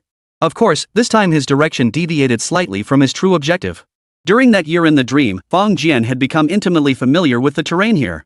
Especially the battle against the 10 hunters had taken him through nearly the entire forest. Here, he was confident he could handle any unexpected turn of events. In the snowy night jungle, the most grueling challenge was the bitter cold. And nightfall brought the most intense chill. Fang Jian moved swiftly along the path, pausing only once to take out his sketchpad and casually draw 2 landscape sketches. Then he picked up his pace slightly, only pausing to pitch his tent and light a campfire as the sunlight faded. Before entering the forest, Fang Jian had prepared some coal. Throwing it into the fire now ensured he would be the most conspicuous target in the night. Step by step, he retraced his footprints and hid in a large tree 20 meters from the campfire. This spot offered the best vantage point for an ambush. The weather was cold and damp. Even wrapped in his coat, Fang Jian felt a chill that seemed to seep into his very bones. For an ordinary person, sitting motionless in a tree like this would likely turn them into a frozen statue. But Fang Jian could channel his qi and blood to ward off the chill. Moreover, he carried a thermos flask filled with a fiery, specially brewed drink. He could easily endure not just one night, but 3 days and nights without issue. Around 10 o'clock that night, faint footsteps echoed from behind. Fang Jian focused his gaze and saw 3 figures. They wore thick coats, their hoods pulled down to cover their mouths and noses. Each carried a rifle on their back. Though their exact models were unknown, they were clearly far superior to hunting rifles. They followed footprints and some kind of signal, their target being the lit campfire ahead. They moved with utmost caution, striving to make no sound. The closer they got to the fire, the more vigilant they became. Witnessing this scene, Fang Jian felt no lingering hope. Don't ever assume Western society is particularly hospitable, nor that being an explorer is some kind of fun and exciting job. In this world, countless people vanish or perish in accidents each year. Especially when you venture deep into remote mountains and forests, far from civilization. Your life is no longer entirely your own. The 3 men approached slowly, exchanged a signal, then split up. 2 of them even branched off to the left and right, circling around from different directions. Clearly, they feared the person already asleep in the tent might escape. Fang Jian shifted slightly, then slid nimbly down from the tree. The entire process was utterly silent. As he descended, he had already removed his shoes and socks. Though his feet touched the icy snow, Fang Jian seemed oblivious to its chill. Like a leopard lurking in the shadows, he moved with stealth and agility, silently approaching the man from behind. The man's attention was entirely focused ahead, completely unaware of anyone behind him. In truth, even if he had noticed something behind him, he still wouldn't have been able to see Fang Jian. In such a complex environment, a martial artist skilled in redirecting force could conceal themselves so completely that ordinary people would never spot them. Silently approaching from behind, Fang Jian channeled his qi and blood, then suddenly struck out with a palm strike, slashing viciously at the man's nape. Without a sound, the man's head snapped clean off, twisting into a grotesque, contorted shape. Fang Jian reached out, steadied the body, and gently laid it to rest on the ground. Killing. This was Fang Jian's first kill, yet his heart remained as still as water, showing not the slightest ripple throughout the entire act. Then, he removed the hat from the man's head and pulled it over his own. He took the gun from the man's hand and continued forward. The outfit he wore was also black, nearly identical to the other man's. Now, with the hood pulled tight, he was indistinguishable from the distance. Then he saw them. From both sides of the campfire, 2 figures emerged stealthily, creeping slowly toward the tent. Fang Jian also stepped out. Crouching low with his head down, his mouth and nose covered, he thought, if anyone could recognize me now, I'd be truly amazed. 3 figures approached the tent from different directions, drawing ever closer. Chapter 191, Snowy Night Treasure Hunt. One man made a signal, then abruptly yanked open the tent flap. Another immediately charged in, rifle raised. But at that very moment, Fang Jian struck. He lunged forward, delivering a powerful kick aimed squarely at the right calf of the man who had lifted the flap. As the man's eyes widened in shock and he stumbled backward, Fang Jian's fist slammed into his arms. Ah! The man let out a piercing scream, the pain nearly knocking him unconscious. This time, Fang Jian did not kill him. With 3 men in different directions, Fang Jian had initially feared they might escape, hence his ruthless attack. But now, with both men within reach, if something unexpected still happened, it would mean his martial arts training had been utterly wasted. The man who had just burst into the tent raised his gun, aiming it at the spread-out sleeping bag. The sleeping bag bulged high, as if someone were sleeping inside. Before he could utter a word, however, a piercing scream erupted behind him. His body jerked violently. Just as he turned his head, a sharp pain struck his skull, and he collapsed instantly. Fang Jian stepped forward, felt beneath his nose, and his face darkened slightly. Dead? He'd only tapped the back of this guy's head, and now he was dead? Though he'd learned quite a bit from Master Li and Brother Wang, he still lacked real combat experience. When striking someone, his blows were always too heavy. Well, dead is dead. Fang Jian turned, grabbed the man writhing in agony in the snow, and tossed him beside the fire. The pain made tears stream down the man's face. Then, Fang Jian went back, put on his shoes and socks, and tossed the two bodies to the other side. He pulled back their hats to confirm they were both foreigners, strangers he didn't recognize. Listening to the agonized howls by the fire, the cries starting out loud and wailing before gradually fading into a low moan, Fang Jian finally walked over. He lifted the man's hat. Fang Jian's eyebrows shot up. Though he'd never seen this man before, for some reason, he felt strangely familiar with him. Speak, Fang Jian demanded. Who are you? What brings you here? We're hunters. We came to hunt. Put. Your two companions already spilled the beans. If you don't want to talk, then don't. Fang Jian raised his hunting rifle, aiming it at him. No. Spare me, I'll talk. The man cried out in agony, tears streaming down his face. We came to hunt snow wolves. Please call the police. I need a doctor. Fang Jian chuckled dryly. Even at this point, he was still so stubborn. He slipped on thick gloves, then gripped the stump of the man's severed arm, applying slight pressure. The man's eyelids rolled back and he instantly passed out. Such agony exceeded the limits of human endurance. But Fang Jian felt no pity whatsoever. He knew that if it had been another solitary traveler instead of him this time, the consequences would be just as tragic as this man's. He scooped up a handful of snow and shoved it into the man's neck. A piercing scream erupted as the man snapped back to consciousness. Still not talking? Fang Jian smiled as he slowly reached out, inch by inch, toward the other severed arm. I'll talk. We came to ambush you. Fang Jian withdrew his hand. Ambush me? Why? Because you're alone. The man shivered in pain and cold. I need a doctor. A doctor. Fang Jian sighed. Actually, you have a tradition here. If an unaccompanied visitor from out of town wants to enter the forest, that's when you strike, right? The man suddenly lifted his head, eyes wide and round, seemingly forgetting even his pain. Fang Jian spoke slowly. What's your relationship with the innkeeper? He's my father. The man hesitated before finally confessing. Very well. Can you tell me how many people have died at your hands? No. I don't remember. We don't attack every single traveler. You're not white, so we thought. He stopped abruptly, his face frozen in terror. Fang Jian remained unflinching, for he had known this all along. The look in his eyes gradually turned icy. Fang Jian had spared his life precisely to hear whether they were the kind of people he suspected them to be. Now that he had his answer, he knew exactly what to do. Oh, sorry, we didn't know you were. Call the police, call. His voice trailed off abruptly as a knuckle pressed firmly against his temple. A cold, disdainful smile touched the corner of Fang Jian's mouth. Call the police? How ridiculous. A cold, contemptuous smile appeared at the corner of Fang Jian's mouth. But Fang Jian would never grant him that favor. Because he'd already learned from those jungle instructors. Many of the officers assigned to this area hailed from this very town. So what would be the outcome of calling the police? Fang Jian had no desire for complications. He added some coal to the campfire to ensure the flames wouldn't die out. Then, over the course of an hour, he dragged the three bodies 100 meters away from where they had come. Fang Jian didn't touch anything on their bodies. After finishing all this, Fang Jian broke into a run, heading toward the true destination of his journey. Just as he was leaving, the sound of wolves howling reached his ears. But Fang Jian paid them no mind, ignoring even as the sound drew closer and closer to the three bodies. When a master of the Huajing stage sprinted at full speed, his pace was far beyond what ordinary people could match. 2 hours later, Fang Jian arrived at a cave, just as he had intended. Only upon reaching this place did the memories stored in his mind begin to come vividly to life. Switching on his flashlight, he groped along the stone wall until his fingers finally found a spot. Here, there was a gap. Though it had been camouflaged years ago, sealed with cement and stones to block the small cavern inside. But after so many years, cracks had begun to form. Fang Jian began kicking furiously at this spot. Before long, a loud crash echoed through the air. Amidst a cloud of dust, a dark, cavernous opening appeared. Fang Jian waited outside for 15 minutes until the air had cleared sufficiently before stepping inside. Sure enough, he soon spotted several boxes. Opening them one by one, he found them sealed with World War II weapons and food supplies. The weapons were still usable, but the food was long past its prime. The only smaller chest contained a copper engraving wrapped in cowhide and several dozen gold coins. Fong Jian looked at the gold coins. Unfamiliar. But they probably weren't cheap either. He packed up the copperplate engraving and gold coins, then turned and walked away. As for the rest of the cave's contents, he couldn't be bothered to spare them a second glance. Whether they'd be discovered later was none of his concern. By the time he returned to his starting point, the sky had begun to lighten. Passing the spot where the bodies had been dumped, Fong Jian saw no corpses left. Only torn and shredded clothing, boots, weapons, and numerous drag marks across the ground remained. There was an Eastern saying, "The dead find peace in the earth." Yet, Fong Jian felt not a ripple of emotion regarding the fate of these three men. For in his heart, he never regarded these three as human beings. He knew that not everyone in the town was involved in this sordid business. But it certainly wasn't just these three. But what did any of this have to do with him?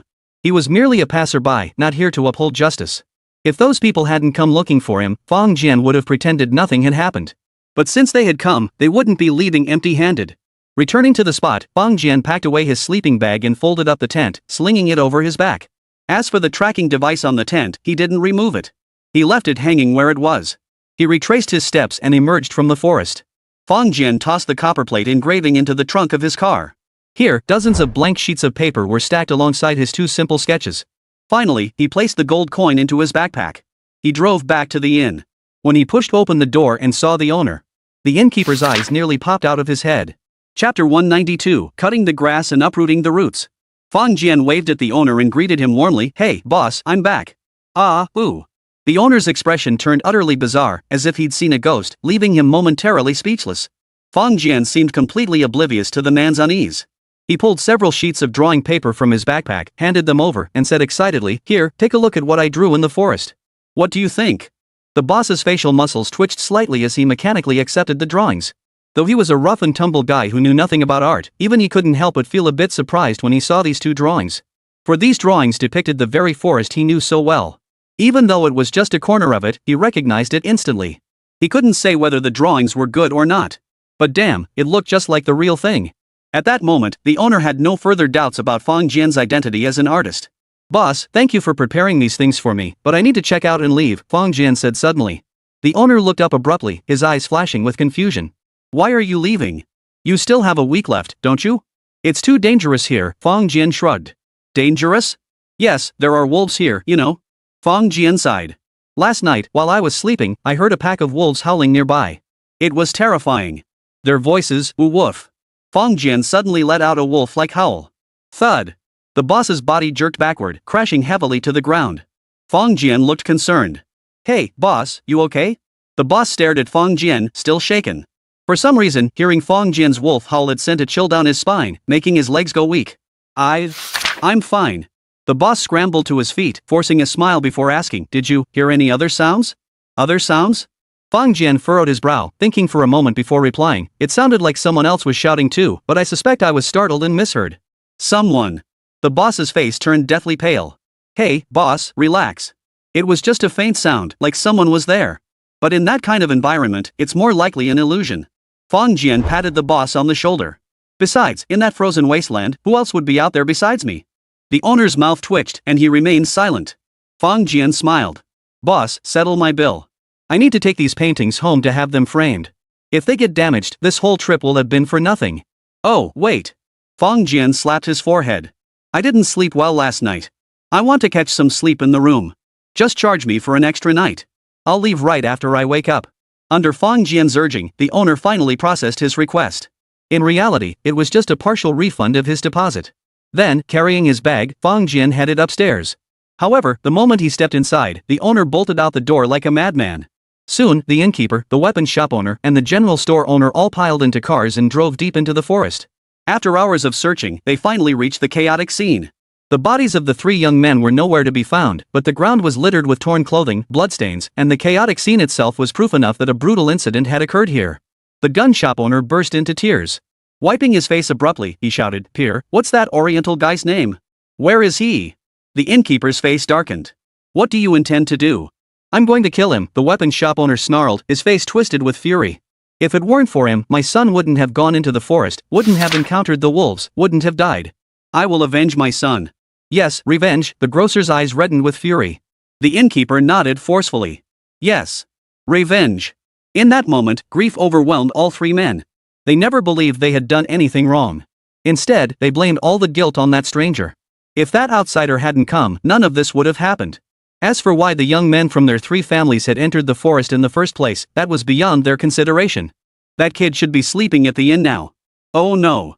The innkeeper's face paled. He said he'd leave immediately after waking up. The gun shop owner grabbed his rifle and roared, "What are we waiting for? Let's get back there now." The three turned and sprinted away. But just as they passed a large tree, a figure suddenly darted out from behind it. Thud. A single punch slammed into the weapons shop owner's back. His body flew backward instantly. The force of that punch didn't feel like a human fist at all, it felt like a giant hammer. Suspended in midair, the shopkeeper's chest caved in. He died instantly, without a sound. Before the other two could react, the figure charged forward again. This time, he extended his palm, slashing it across the grocery store owner's neck. The grocer's head snapped back at an unnatural angle, leaving him clearly beyond saving. The innkeeper finally saw the gruesome state of his two companions. He let out a scream and tried to bring the rifle from his shoulder to his chest. But the moment he lifted it, a sharp pain shot through his hand. The figure snatched it away with a swift pull, the sheer force wrenching the rifle from his grasp. The force was so immense that he couldn't muster the slightest resistance. Even his palms burned fiercely from the intense friction. Then he saw him clearly, a man cloaked in white, his face obscured by a hood that covered his mouth and nose. Who are you?" the innkeeper cried out in despair. In that moment, he was terrified as if he had seen a ghost. This man held neither gun nor knife, yet with his bare hands alone, he inflicted terror no less devastating than gunfire. Such overwhelming destructive power was beyond the innkeeper's comprehension. He wasn't human, he was a demon. The man in white removed his hat and mask, revealing a familiar face. The innkeeper's eyes widened in shock. You, how could it be you? Fong Jian, this adventurer and painter, how could he possibly be here? With a cold smile, Fong Jian said, "I followed you in. If you could repent, I might spare you. But alas, demons dwell in your hearts, so I must subdue these evil spirits." The innkeeper's lips trembled. "I see. So you were behind everything. No wonder there were no bullet holes. Even if they encountered wolves, they wouldn't have gone without firing a single shot." Fong Jian froze. Oops, that was a slip-up. The innkeeper's eyes suddenly widened. With a flick of his wrist, he drew a pistol from his waistband. But before the gun was even halfway drawn, Fong Jian had already lunged forward, landing a punch squarely on the innkeeper's throat. The innkeeper's head snapped back, and his entire body crashed to the floor with a thud. This time, he wouldn't be getting up. Fong Jian slipped on thick gloves, grabbed their gun, fired a few shots at random, then tossed the weapon aside and took off running. They were already far from the town, but Fong Jian had enough stamina to continue on foot. Returning to the inn, Fong Jian saw the bar counter empty. He slipped up silently, changed back into his original black coat, and slipped out. When he emerged and drove away in plain sight, no one suspected he had just walked in from outside. Of course, this was largely due to the town maintaining the pace and customs of the 1970s. Here, there were no ubiquitous surveillance cameras.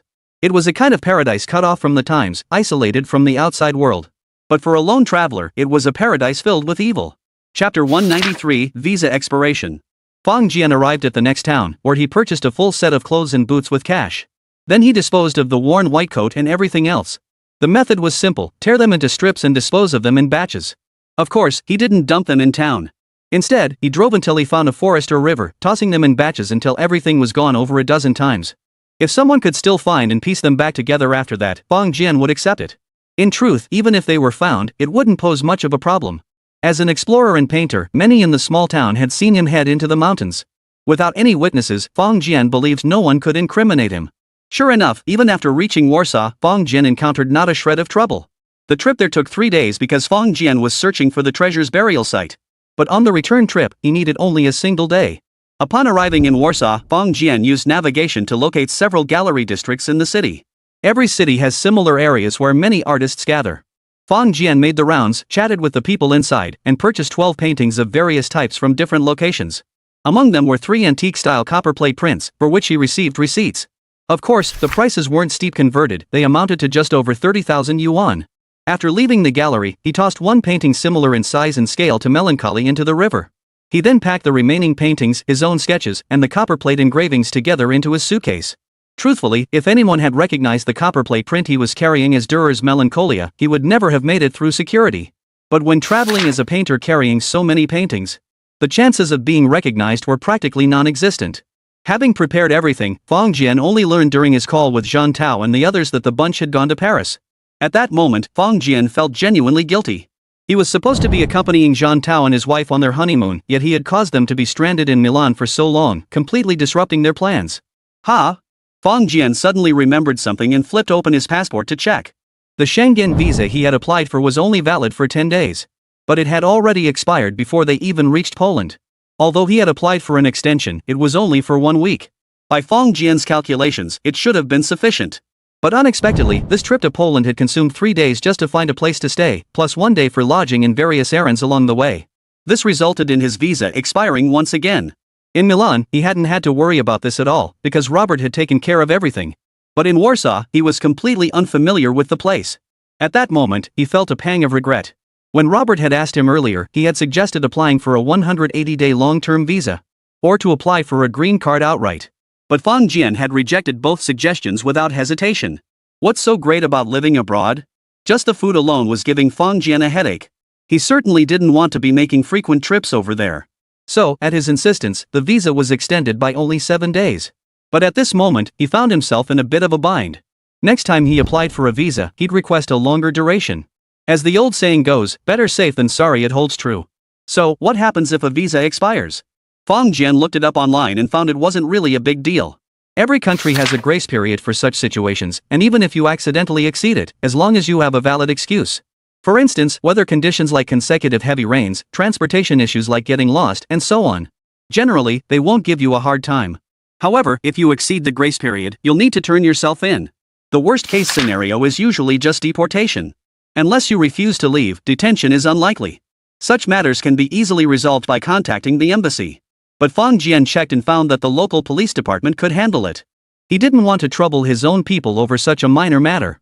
So he drove to a police station, found an officer, and explained the situation. The officer glanced at his passport without much concern, gave him an address, and told him to go there to apply for a visa extension. For an individual, this was a major issue. But for others, it was a minor matter, a trivial one at that. Fang Jian followed the address to the office. To his surprise, he discovered he actually had to wait in line. And the line was quite long. After inquiring, he learned that many people had come to apply for renewal here. Most were there for long-term extensions.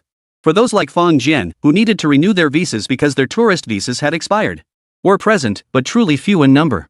Fang Jian waited in line for a full hour and it was almost his turn. But just then, the staff members stood up one by one. "We're done for today. Come back tomorrow," a large man announced loudly, tapping on the glass window. A chorus of complaints erupted outside.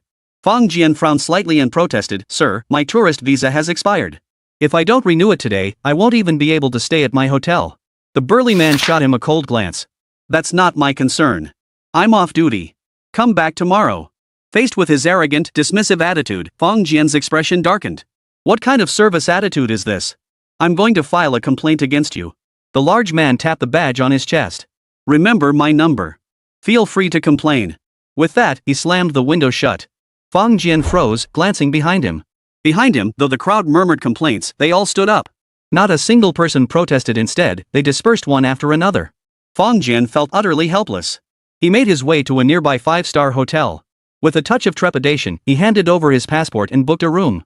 What surprised Fang Jian, however, was the front desk clerk merely glanced at the first page of his passport. As for the visa page, they didn't even give it a second look before checking him into a room. After receiving the keycard, Fang Jian realized he'd learned something new. Turns out you can still check into a hotel without issue even if your passport visa has expired. While checking in, he'd even prepared a detailed explanation in case they asked questions. What a waste of all that careful preparation. Once inside the room, Fang Jian pulled out his phone and called Robert. "Hey, Robert, how's it going?" "Ah, Fang. How's your trip going? Found any inspiration?" Robert's enthusiastic voice came through the receiver. Fang Jian chuckled, "Not bad.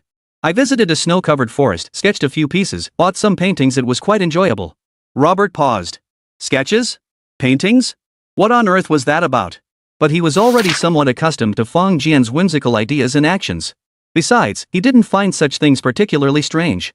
A great musician, after all. If he followed rules like an ordinary person, that would be the real oddity. "Robert, do you have any friends in Warsaw?" "Yes, why?" "My visa expired, and I need to renew it. I've been running around all day but haven't managed to get it done." "Oh my goodness. How could you possibly handle such a minor matter yourself? Give me an address, I'll come over first thing tomorrow." "No need. I'm flying to Paris tomorrow to meet up with my companions. Just have someone handle the extension for me." Fong Jian thought for a moment and said, this time, make it for 180 days. Got it, Fong. Leave it to me. Chapter 194, After work is personal time. He did nothing wrong. Early the next morning, just as Fong Jian finished breakfast, the phone rang. A man calling himself Hugh Rodney arrived at the door. He introduced himself as Robert's friend, here to assist Fong Jian with his visa extension. Fong Jian gave him the hotel name, and soon enough, Rodney arrived at the door. Hey, Mr. Fong, how are you? The man greeted him warmly upon meeting. I'm Robert's friend. He mentioned your visa has expired and you need to renew it. Yes. Fong Jian welcomed him inside. Once inside, the man continued chattering, such a small matter I could have handled it myself. But Robert insisted on coming over today. Oh, and Sid's coming too.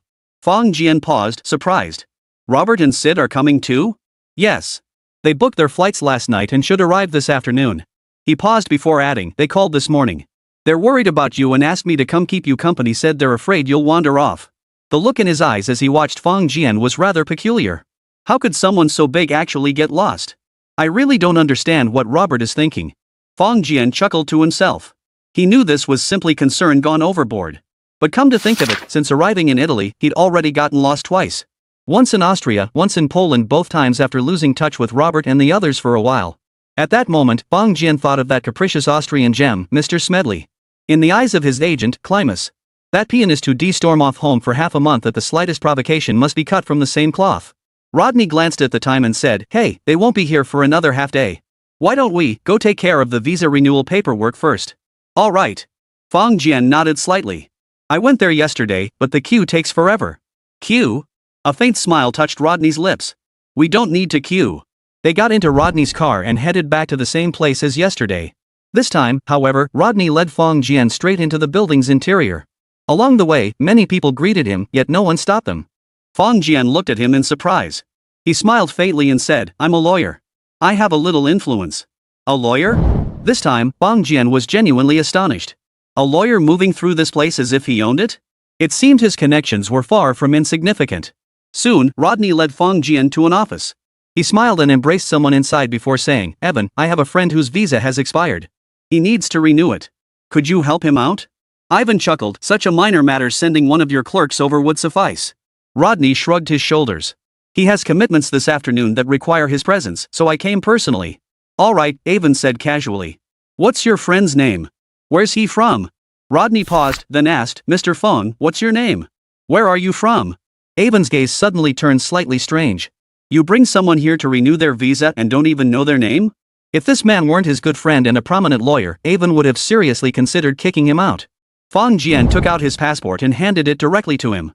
He couldn't help but inwardly grumble that Robert had been a bit careless this time. Rodney glanced at the passport and said, Ivan, my friend comes from the Eastern Dragon. His name is Jian. Suddenly, Rodney's voice halted, then shot up an octave, Ken. Fong? He snapped his head up, his eyes now utterly transformed. You are Mr. Jian Fong?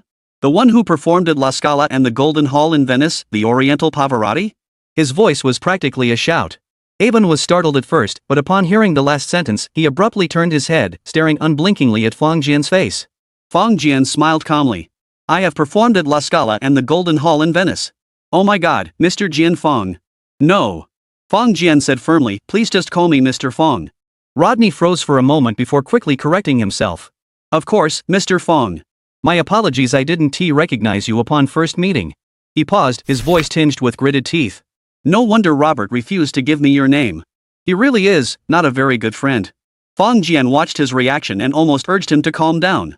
Ivan had long since gone speechless, his face flushing slightly. His eyes fixed on Fong Jian, filled with utter disbelief. Mr. Fong? It's truly an honor to meet you. Ivan suddenly bowed his head and began rummaging through the table. Moments later, he pulled out a CD and asked, Mr. Fong, would you mind signing this for me? Fong Jian glanced at the disc's cover and couldn't help but pause. It featured an introduction to the singer and their songs. But the singer was none other than the full-body photo on the cover. If not him, then who else could it be? He then recalled Sid mentioning that his piano compositions had been released in Europe and were selling exceptionally well. In truth, most music sales nowadays were digital.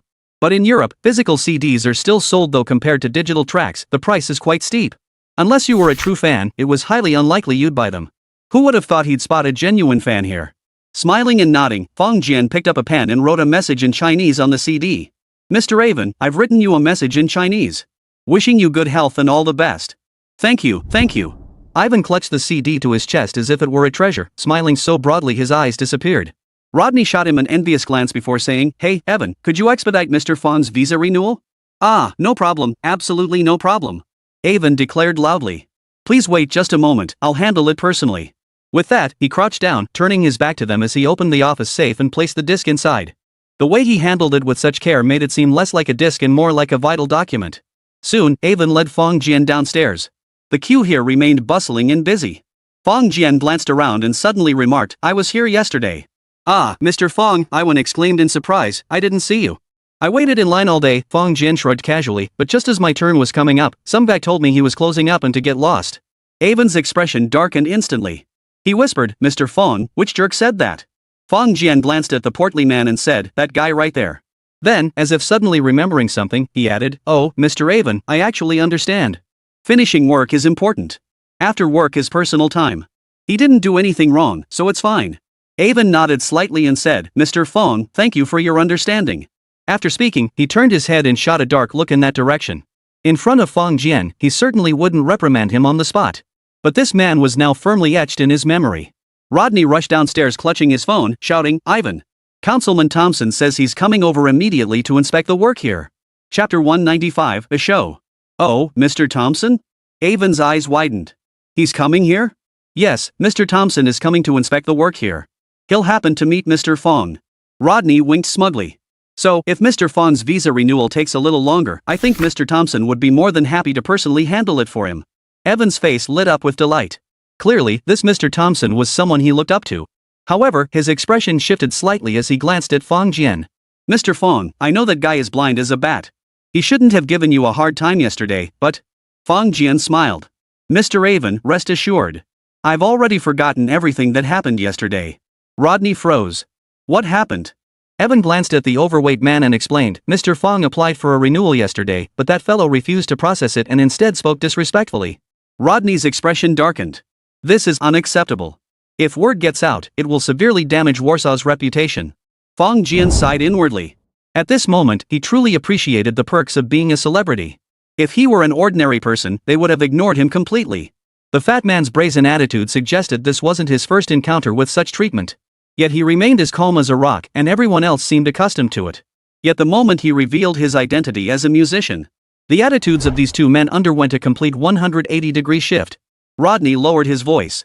"Evan, if you don't want to cause a scandal, get him out of our sight. Quickly." After a pause, he added, "Mr. Thompson will be here soon." "Got it." Evan turned and stormed toward the overweight man. The three of them had been standing in the lobby for quite some time now. If they were ordinary people, no one would have paid them any mind. But it seemed everyone recognized Ivan, while he barely acknowledged those who approached to greet him, offering only the slightest nod at most. In contrast, Fong Jian, the Asian man, drew even more attention. The large man at the counter kept stealing glances this way while handling paperwork.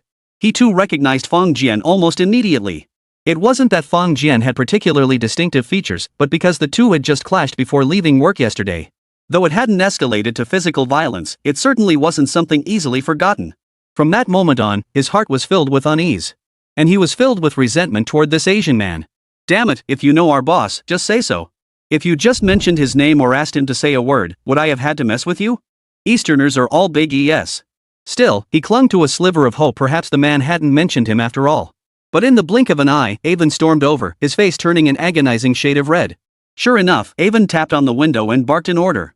Someone immediately came over to take over his duties. Then, Ivan led the big fat guy away. Though Fong Jian didn't know what fate awaited the man, the heavy footsteps of Ivan and the deafening roar emanating from the still open back door spoke volumes. Fong Jian and Rodney exchanged a knowing glance.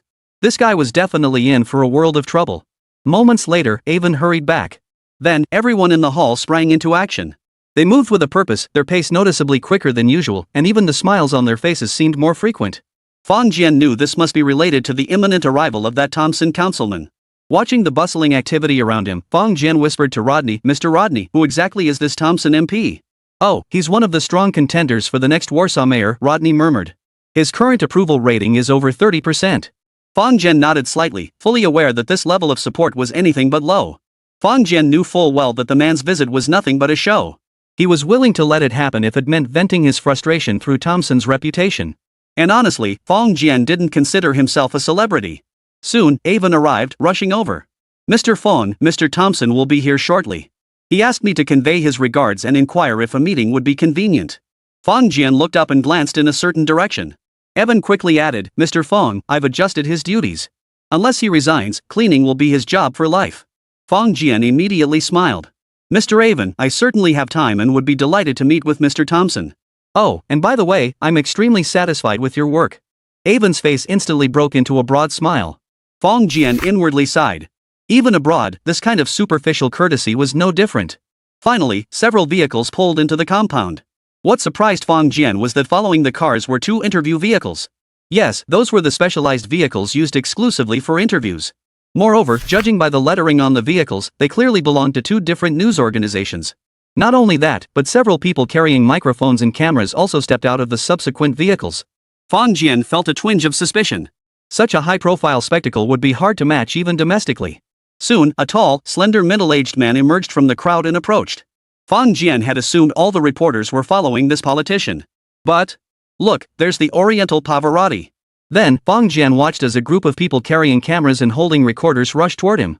In contrast, only a handful of junior reporters lingered around the man who was clearly the assemblyman. What was going on? Why was this completely opposite to what he had expected? Before Fong Jian could process his confusion, he was already surrounded. Rodney rushed to block the crowd beside him, but was immediately pushed aside. Mr. Fong, when did you arrive in Warsaw? Mr. Fong, this way please. Keep smiling, thank you. Mr. Fong, what are your impressions of Warsaw? Mr. Fong, do you find our Warsaw beauties appealing? Mr. Fong. Fong Jian did indeed keep smiling. After all, as a citizen of the great nation, he couldn't afford to appear flustered and bring shame upon his country. But what on earth were these reporters asking? Do you find the beauties here appealing? What kind of entertainment reporter is this? Make way, everyone. Make way. Congressman Thompson is about to hold a friendly meeting with Mr. Fong. Several bodyguard-like figures finally pushed their way through the crowd, rescuing Fong Jian from the throng of reporters. At that moment, Fong Jian finally understood. Things here were different from back home after all. Damn it, so the cameras here weren't focused on politicians after all. Mr. Fong, it is a great honor to have you visit Warsaw. I welcome you on behalf of the city. Fong Jian extended his hand, and they shook. Suddenly, a flurry of camera flashes erupted around them. Thompson shifted his body slightly, striking a pose for the cameras. Fong Jian had no choice but to mimic the pose. After a full 5 minutes, the reporters began firing questions once more. Thompson smiled broadly and announced, Ladies and gentlemen, Mr. Fong has been delayed in Warsaw due to his admiration for the city's beauty. I must first assist him with his visa extension. The press conference will be held shortly. Applause erupted around them. Some shouted things like, Warsaw is the most beautiful place in the world. In the distance, a certain large man watched the scene unfold, speechless with regret. He could only feel that the rest of his life would likely be dim and unremarkable. Chapter 196, Honorary Citizen. The Great Eastern Pavarotti visits Warsaw Drzwinek. Counselor Thompson personally renews the great musician's contract Rzeczpospolite.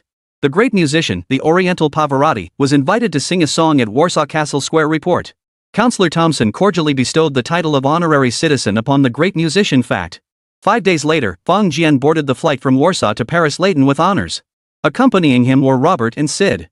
During those 5 days, Fong Jian thoroughly explored Warsaw and sketched over 20 drawings. Beyond that, he experimented with creating copperplate engravings. This matter, through countless word-of-mouth accounts, had become common knowledge. Fong Jian was certain that among the pile of papers, the melancholy would be impossible to detect. The reason for staying in Poland for 5 days was not only due to the host's overwhelming hospitality, but also because he wanted to spread the word about this matter. Otherwise, a musician wandering around carrying paintings would inevitably seem odd. Still, those 5 days weren't wasted. At the very least, he earned the title of honorary citizen. On the plane, Sid approached cautiously. Fong, the initial sales figures for your song are in. Though it's only been 10 days, the response has been incredibly intense. Fong Jian glanced at him and said, Why don't you just tell me how much money I'll be making? Sid chuckled. Conservative estimates suggest your earnings this year won't dip below 5 million euros. Fong Jian smiled faintly, his heart remaining utterly unruffled. Only 5 million euros? Not even enough for a single painting. Robert cleared his throat softly. Fong, several opera houses have sent invitations hoping you'll perform. What do you think? Fong Jian immediately replied, Robert, don't put me on the spot. You know I'm an artist, money doesn't sway me. Sid's mouth twitched slightly. An artist untouched by money. Then why did you bring up money just now? But he kept that thought to himself. He'd never utter it aloud. Robert laughed heartily. Alright then, dear Fong, where would you like to go next? Back home, of course, Fong Jian replied leisurely. Once Chantal and the others finish exploring Paris, we can all head back together. Leaving so soon? Sid felt a pang of reluctance mixed with puzzlement. Fong Jian had caused such a huge sensation in Europe. If it were anyone else, they would surely strike while the iron was hot. But Fong Jian? He couldn't care less. To Sid, it seemed like such a waste. Fong Jian smiled but offered no reply. When the plane landed in Paris and they arrived at the hotel, they immediately spotted Zhang Tao and a few young women. Wang Donglian stepped forward first, chattering away non-stop. After exploring Milan, they had visited the water city of Venice before arriving in Paris. They'd seen the Eiffel Tower, walked through Notre Dame Cathedral, strolled down the Champs-Élysées, and had an absolute blast. As for the matter of Fong Jian's agent, Wang Donglian had already smoothly passed it off to Robert. Zhang Tao spotted Fong Jian and immediately walked over, giving him a hearty hug. "Brother, you finally made it," he said, his eyes glistening with tears. Fong Jian was deeply moved, yet also puzzled. Why was this guy suddenly so emotional upon seeing him? Could it be that he knew about his ordeal in the jungle? But how could that be possible? Then, Fong Jian heard him lower his voice and whisper in his ear, "Find a way to get rid of those 3 light bulbs at your place." Fong Jian froze. My 3 light bulbs? Damn it, I only have 2 at most. Wait, what do you mean my? But seeing the resentment in Zhang Tao's eyes, Fong Jian understood completely. They'd come to Europe for their honeymoon, only to have 3 light bulbs tag along. Fong Jian had no idea what Chao Qingxin was thinking, but Zhang Tao must have been absolutely furious. "Hey, what the hell does this have to do with me?" Fong Jian retorted sternly. "Don't pin this on me." Zhang Tao spoke slowly, "La Scala. The Golden Hall." Fong Jian opened his mouth, feeling genuinely guilty. True, Zhang Tao had little interest in music, yet he'd stuck it out with him for so long. He really had been a bit inconsiderate. After a moment's thought, Fong Jian said, "Zhang Tao, how about this? If you have any wishes during this honeymoon, I'll make them come true. Consider it my way of making it up to you." Zhang Tao's eyes lit up. "My wish?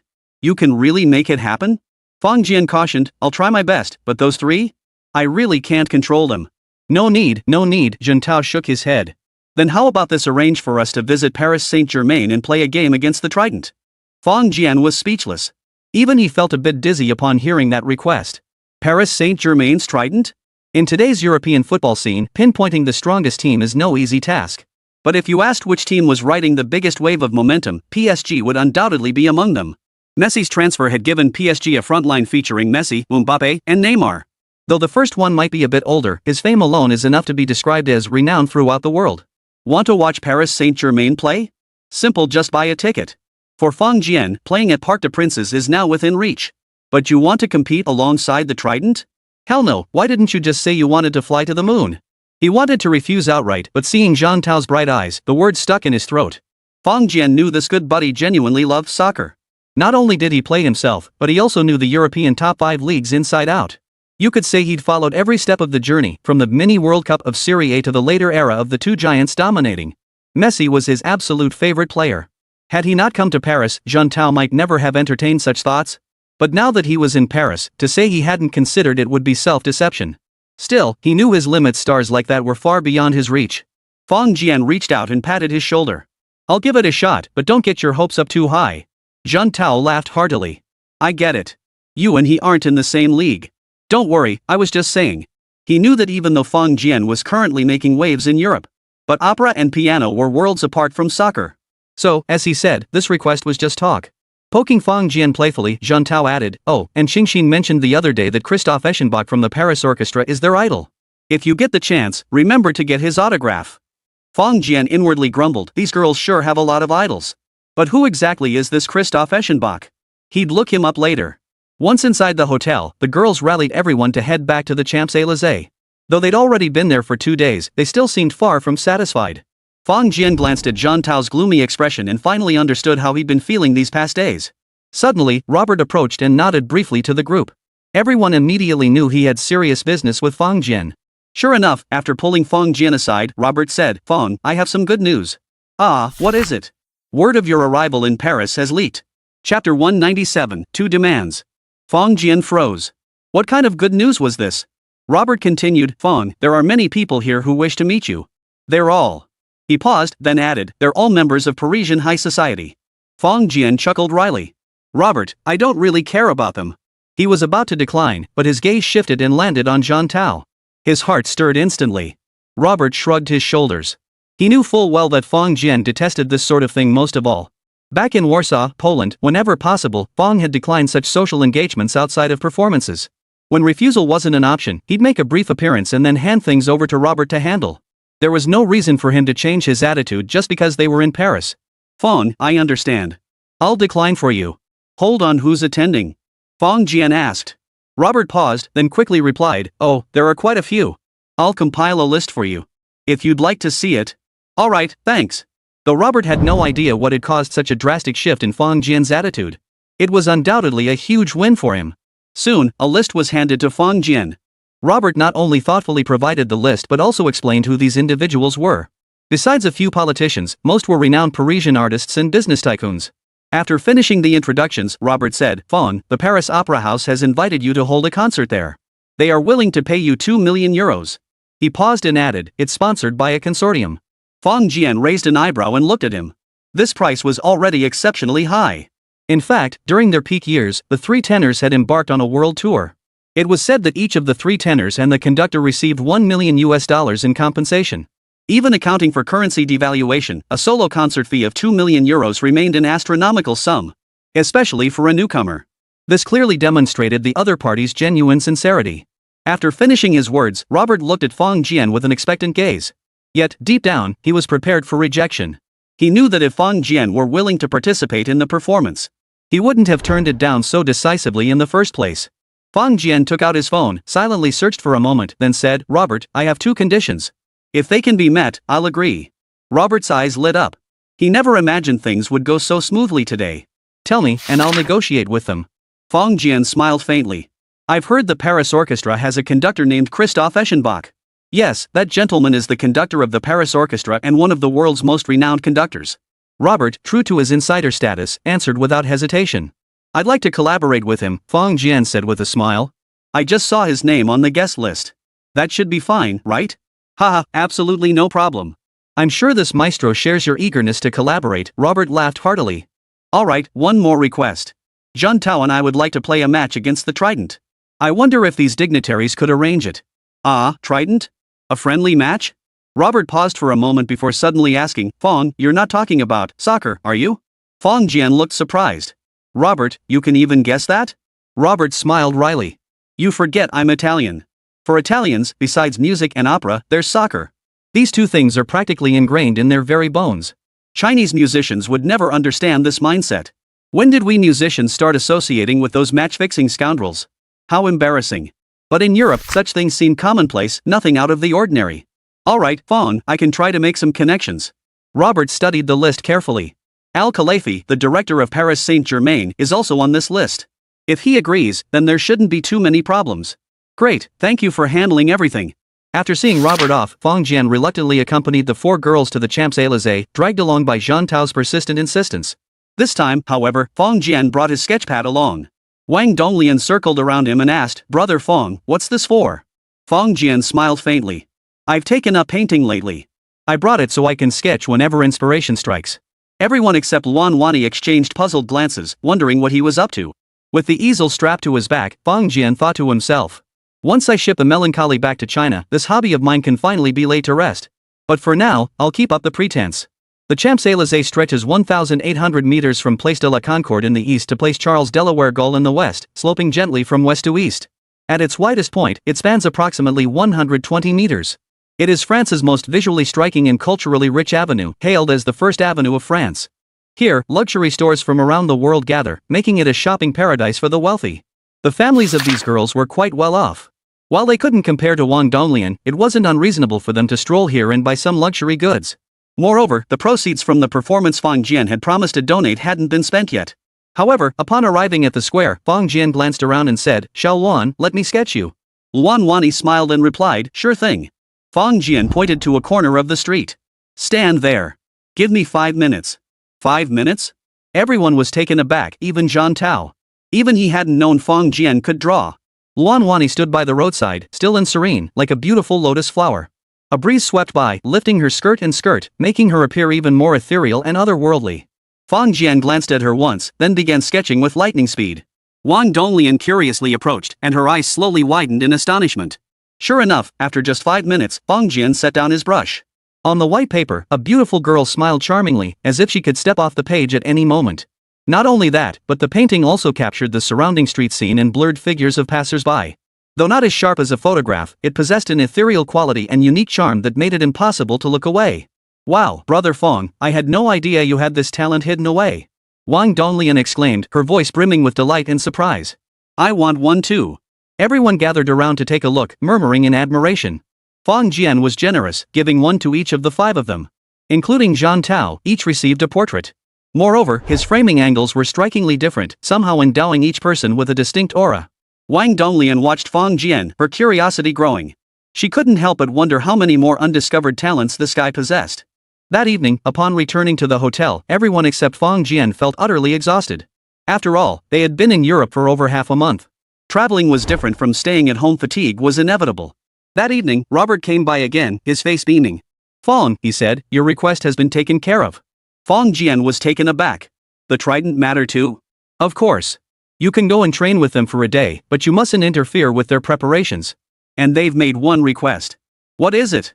They'd like you to find time for a performance in Doha, Qatar, either piano or singing, whichever you prefer. Doha? Yes. They said they're willing to pay more, even higher than the Paris Opera House. Robert said, sounding somewhat excited. Fang Jian smiled faintly, glancing over at Zhang Tao, who was still focused on his meal.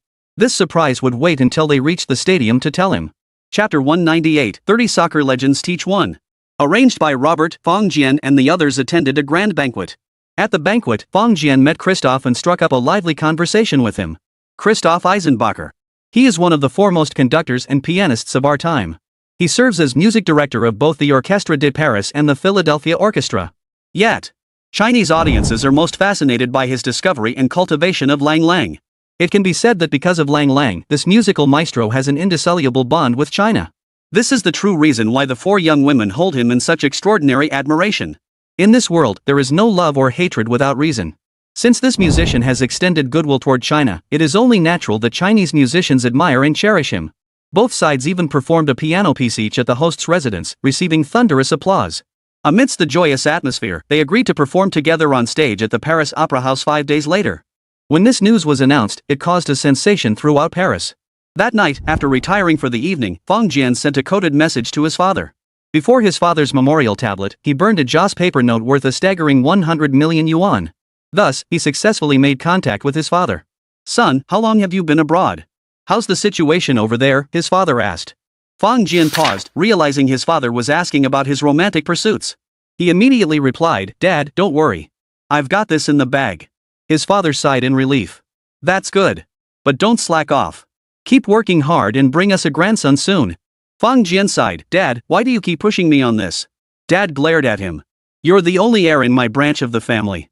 If you die, my line will be cut off. Who'll burn Joss paper for me then? Phew. Dad, don't jinx me. His father paused, slapped his own cheek, and said, Ouch. My bad. I shouldn't have said that before the grandson grows up. The first part of his words had made Fang Jian quite happy. But after hearing the whole sentence, he felt a bit unhappy. Dad, how desperately you want a son to keep you company. He took a deep breath and changed the subject. Dad, could you help me find some people? What kind of people? I need to meet Mr. Maradona plus 30 others. Fang Jian handed over a list. Paul Rossi, Italy; George Best, Northern Ireland; Puskas, Hungary; Eusebio, Portugal; Pachetti, Italy; Cruyff, Netherlands; Miazza, Italy; Garincha, Brazil; Yashin, USSR; Michaels, Netherlands; Bobby Moore, England. Dad's expression darkened slightly as he glanced at him. Fang Jian quickly said, Dad, I understand what you mean. This is just this one time. And rest assured, I've already prepared 500 billion for you. I'll deliver it to you immediately after returning home. 500 billion? Yes, 500 billion.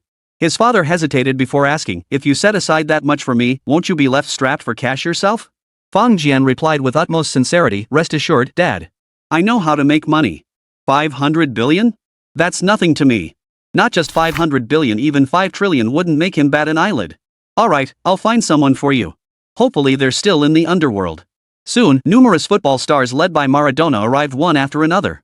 However, among the 30 names on the list, 3 were no longer in the underworld. Whether they had been reincarnated or their souls had vanished into nothingness remained unknown. Nevertheless, with Mr. Maradona's recommendation, the full 30 candidates were assembled. The reason for selecting 30 was that the number of midfielders and forwards slightly exceeded the requirement, hence the extra few. "Hey, Mr. Fong, we meet again," Maradona said with a smile.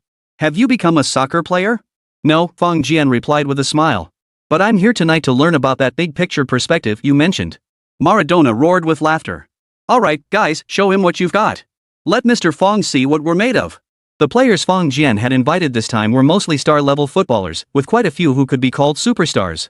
Goalkeeper Lev Yashin, nicknamed the Octopus, was the only Soviet player ever selected as a world-class superstar. Cruyff was the embodiment of Dutch total football and a superstar of his era who could be mentioned in the same breath as the Kaiser, Beckenbauer. Unfortunately, the football emperor was still alive, and Fong Jian couldn't invite him even if he wanted to. Puskas was a key player in Real Madrid's 3 consecutive European Cup victories in the 1950s, and the foremost figure of Hungary's golden generation.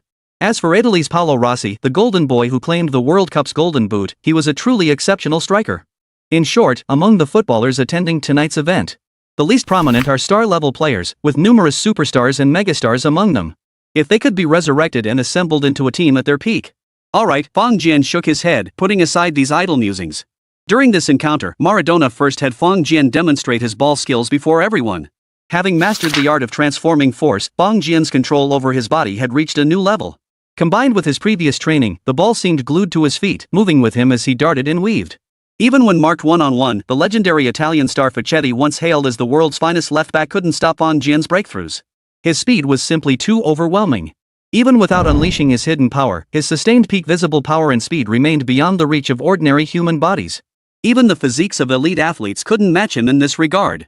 Thus, in one-on-one situations, every defender felt powerless against him. After acknowledging Fong Jian's skill level, the official match commenced. Once on the official court, Fong Jian immediately noticed the difference. Football is a game of 11 versus 11. No matter how strong an individual player is, they might be able to get past 1 or 2 defenders, but under normal circumstances, it's impossible to get past 3. Watching highlight reels, it seems effortless to dribble past defenders.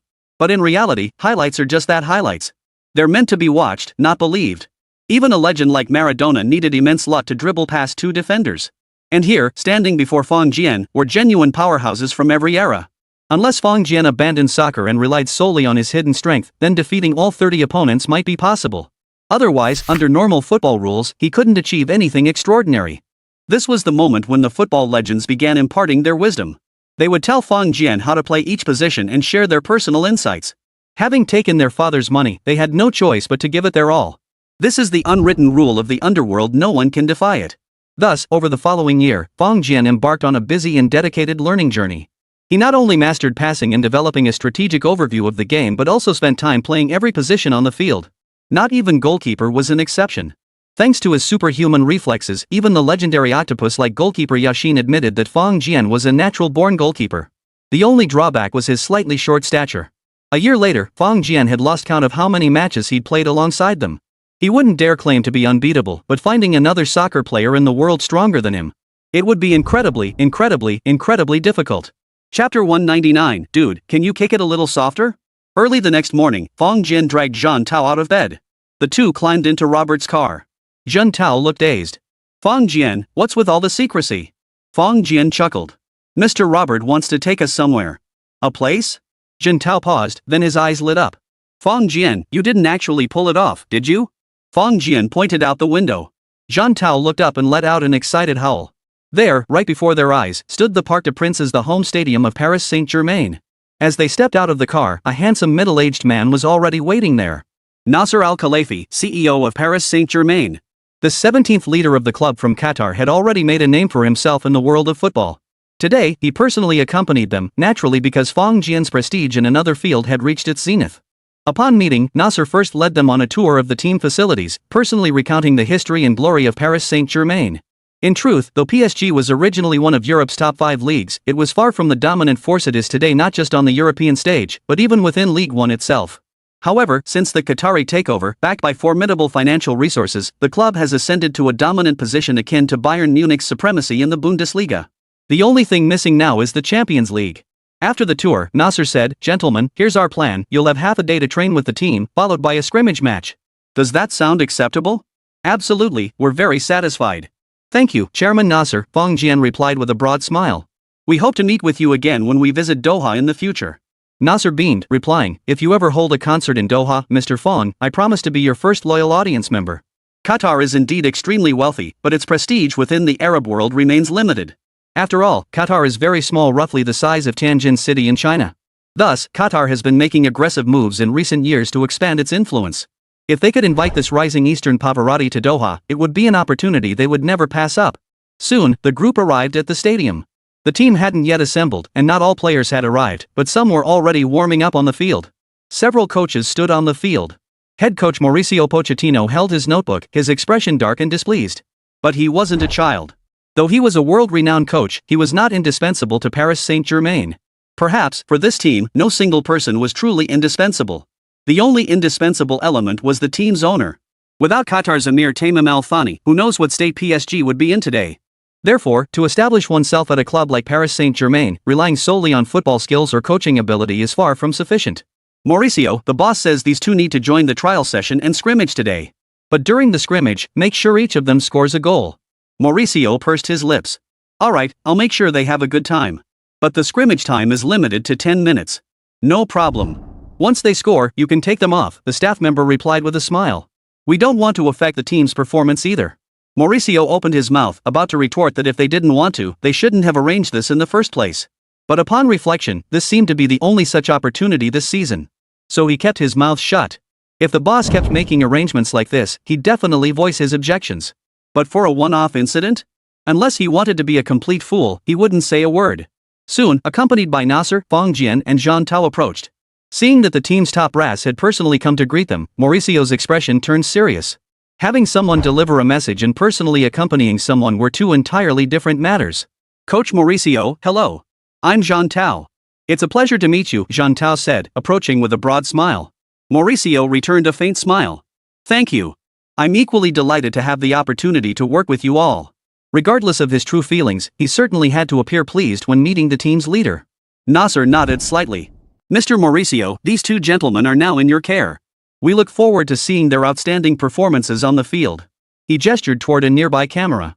Mr. Fong, we hope you don't mind us capturing your heroic moments on the pitch. Fong Jian smiled. Thank you. It would be my honor. Soon, all the players had gathered. They weren't surprised by the sudden appearance of two newcomers. The club had notified them yesterday, and they were aware of Fong Jian's identity. He was the mysterious musician from the East whose fame had recently skyrocketed. Hailed as the Pavarotti of the East, he also possessed extraordinary skill on the piano, making him the undisputed sensation in the music world. Even though he was from a different field, they treated this global celebrity with considerable courtesy. Players undoubtedly rank among the highest-paid individuals in the world. Yet, truly great musicians aren't far behind. While they may not match the earnings of football stars, compared to other members of their teams, they are still well compensated. Moreover, the career lifespan of a great musician far exceeds that of an athlete. Once athletes retire, even if they become coaches, their influence pales in comparison. Musicians, however, are said to become more sought after with age. Consider Pavarotti, or those pianists and conductors. It's commonplace to see them leading trends well into their 70s. Therefore, when meeting Fong Jian, these individuals were all exceptionally courteous. Jean Tao also got his wish to meet the trio he'd been raving about, Messi, Neymar, and Mbappe.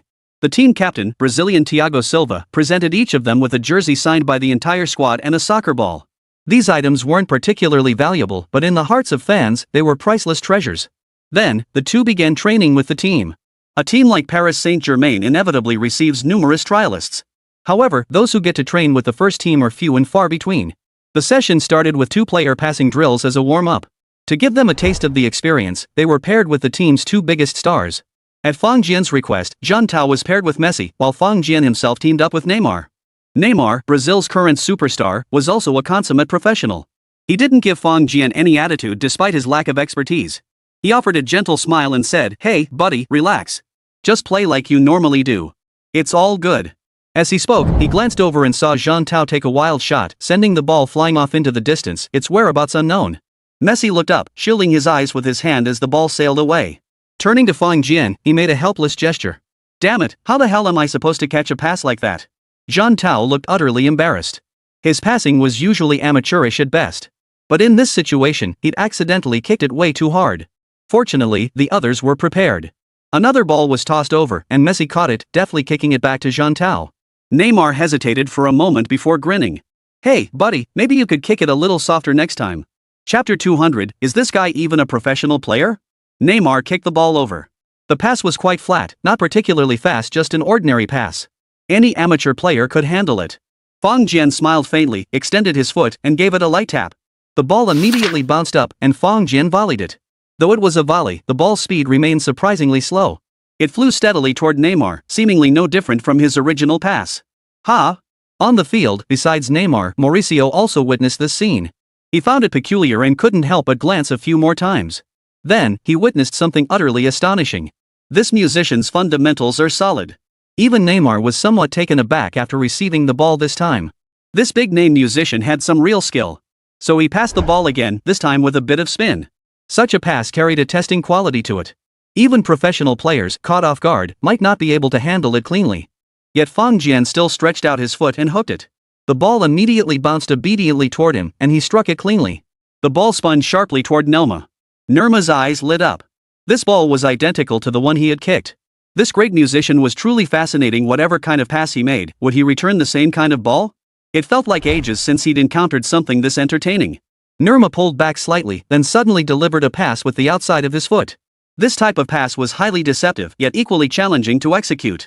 Though this ball carried no curve whatsoever, its speed far surpassed that of the previous two passes. Moreover, the intended target of this pass was not Fang Jian standing in place, but rather about 3 meters to his right. It wasn't a misplaced pass from Nelma. In normal play, passes always carry a bit of lead time. That distance is meant for players to accelerate. If Fang Jian couldn't even catch this pass, Neymar would start delivering standard stationary passes in the future. However, the moment the ball was played, Fang Jian had already started moving. In the blink of an eye, he arrived at the ball's projected landing spot. Before it even touched the ground, he flicked it upward with his foot. Even at such a blistering pace, the ball arched high after his flick.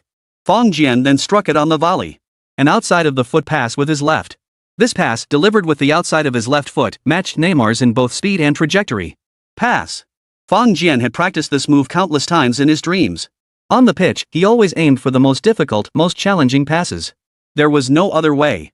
To break through the defenses of a group of superstars, normal passes were basically useless.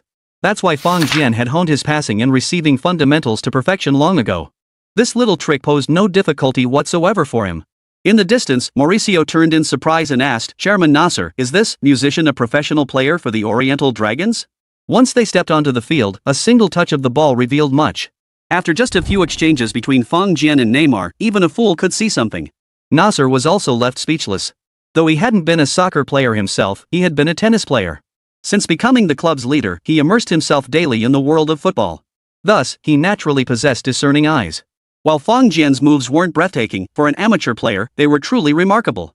As for a musician, well, he had no idea which musician could pull this off so effortlessly. Soon, the passing between Fang Jian and Neymar drew even more attention. Elsewhere on the field, the 2-on-2 passing drills were merely for warm-ups or maintaining basic ball control. But these two, paired with Jean Tao and Messi, formed a stark contrast. The passing between Jean Tao and Messi was practically comical. The passes were so slow they could put Messi to sleep. Yet the exchanges between Fang Jian and Neymar were gradually taking on a competitive edge. Neymar's passes grew increasingly precise and challenging. Not only were the passes themselves difficult, but the receptions were even more challenging. Yet no matter what kind of pass Neymar delivered, no matter how difficult, Fang Jian handled it with effortless ease. With a single flick of his foot, the ball, whether spinning, accelerating, or diving, would immediately rise up and land right at his feet. Forget using your feet. Even if someone caught it with their hands, they wouldn't necessarily maintain this level of skill. What was even more astonishing was that Fang Jian's subsequent passes were all modeled after Neymar's style. Whatever kind of pass you sent him, he returned in kind. Soon, the surrounding players turned their attention to him, and some even applauded in admiration. Truthfully, though they appeared courteous toward Fang Jian on the surface. But Fang Jian and Jean Tao's arrival had disrupted their regular training. What the players were thinking internally remained unknown. However, after witnessing the dazzling passing exchange between Fang Jian and Neymar, their interest was piqued. Messi watched for a moment, then turned to look at Jean Tao, who was passing with him. Suddenly, his heart was filled with helplessness. Soon, the two finished their passing drill, and the group resumed their regular practice. Football is a process of constant practice and accumulation. Beyond fundamental skills, it requires maintaining sufficient stamina and practicing various tactics. Of course, there were also some small games to break up the monotony of training. Today's session didn't include tactical drills, but they added extra games instead. For instance, dribbling through cones and weaving around markers. Watching the players skillfully dribble past the mannequins one by one, Jean Tao felt a bit nervous. Finally, it was his turn. He charged forward with the ball, bumping and weaving his way through, barely managing to get past the three dummies in front of him. Some players chuckled, while others offered applause as encouragement. Of course, the applause was largely because the club's top brass was watching nearby. If not for his sake, then at least for the sake of the club's leadership. Finally, Fang Jian entered the field with the ball at his feet. Seeing Fang Jian emerge, anticipation flickered in everyone's eyes. His earlier passes had already hinted that this player was no ordinary talent. Now was the moment to truly showcase his skills. His true caliber would soon be revealed. Fang Jian kicked the ball with his foot and accelerated. Fast. So fast. Everyone was slightly startled. That kind of speed was truly astonishing. Within the team, the fastest player was undoubtedly Mbappe. His performance at the World Cup had left an indelible impression. But the moment he saw Fang Jian's speed, even Mbappe began to wonder inwardly. But could he actually make a sharp turn and dribble past someone at that speed? The thought barely formed before they watched Fang Jian dribble up to the dummy.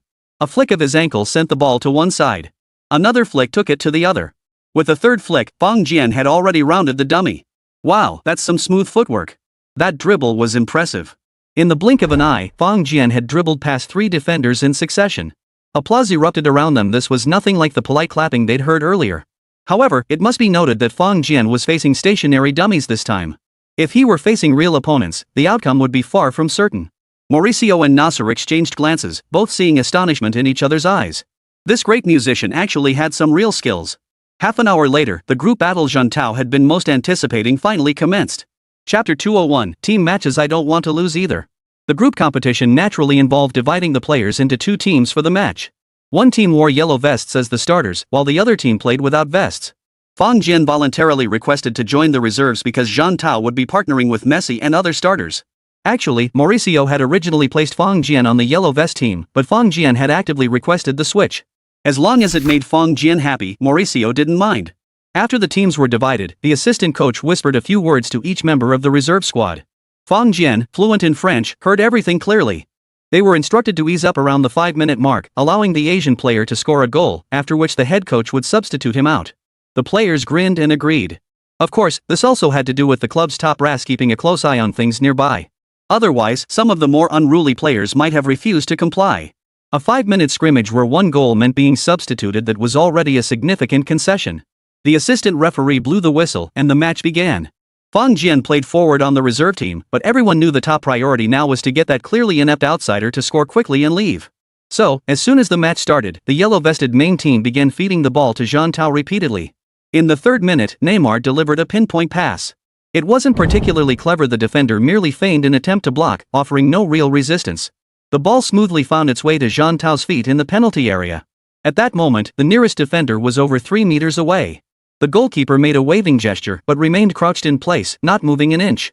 Then, Jean Tao smoothly swung his foot and struck the ball with a powerful shot. Whoosh! The ball traced a beautiful arc, smacking into the goalkeeper's palm before bouncing out of the net. Everyone froze for a moment before erupting into laughter. The goalkeeper looked helplessly at his opponent. It wasn't like he wanted to make the save. The ball had flown straight at him, insisting on landing right in his hands. What else could he do? Mauricio and Nasser beside him couldn't help but laugh too. Fang Jian covered his face with his hands. How embarrassing. They clearly wanted you to score, yet they kicked it straight at the goalkeeper. Yeah, I'll have to tell this story back home. I bet Jean Tao's crew will love hearing it. But even though Jean Tao made a fool of himself, no one really cared. He was just an amateur player suddenly thrust into this kind of situation. No one expected more from him. Another chance came in the 7th minute. Messi dribbled past 2 defenders in succession before laying the ball off horizontally. This time, Jean Tao received the ball squarely and wasted no time. With a light flick of his foot, the ball changed direction and flew into the net.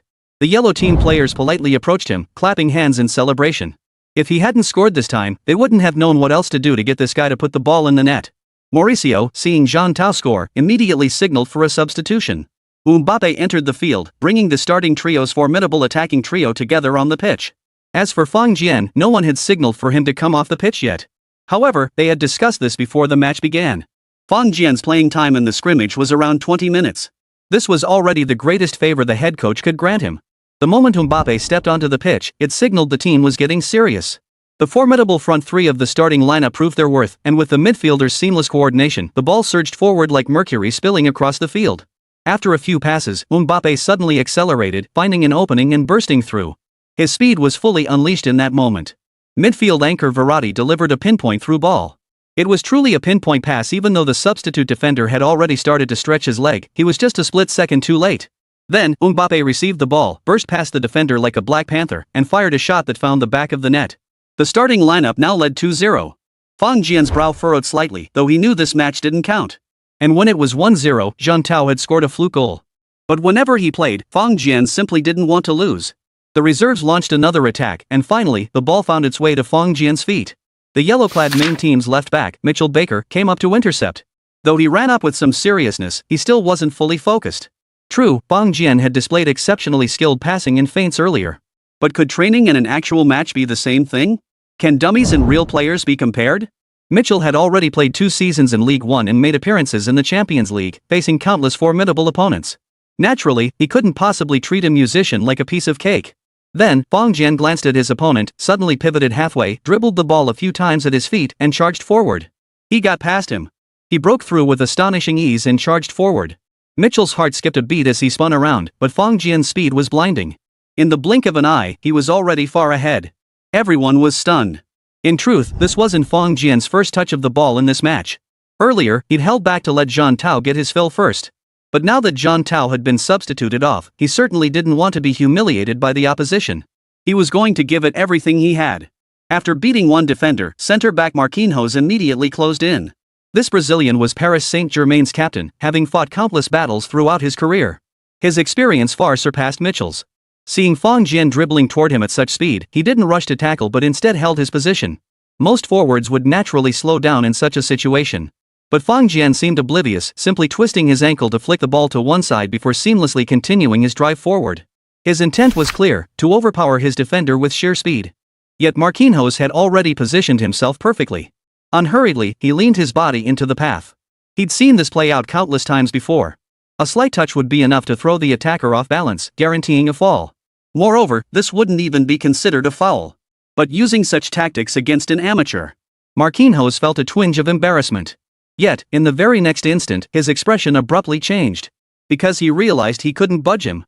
Damn it, is this guy even human? With that thought, Marquinhos stumbled backward. Fang Jian sprinted forward 2 steps, caught up to the ball, shifted his gaze, and flicked it with the outside of his foot. The ball sliced straight through the gap in the crowd and into the penalty area. At that moment, substitute striker Icardi timed his run perfectly, meeting the ball with a single touch to send it into the net. Yet, after scoring, he didn't celebrate. Instead, he turned and fixed Fang Jian with an utterly bizarre stare. It wasn't just him. Every player on the field, along with the coaches and club executives, shared that same eerie look.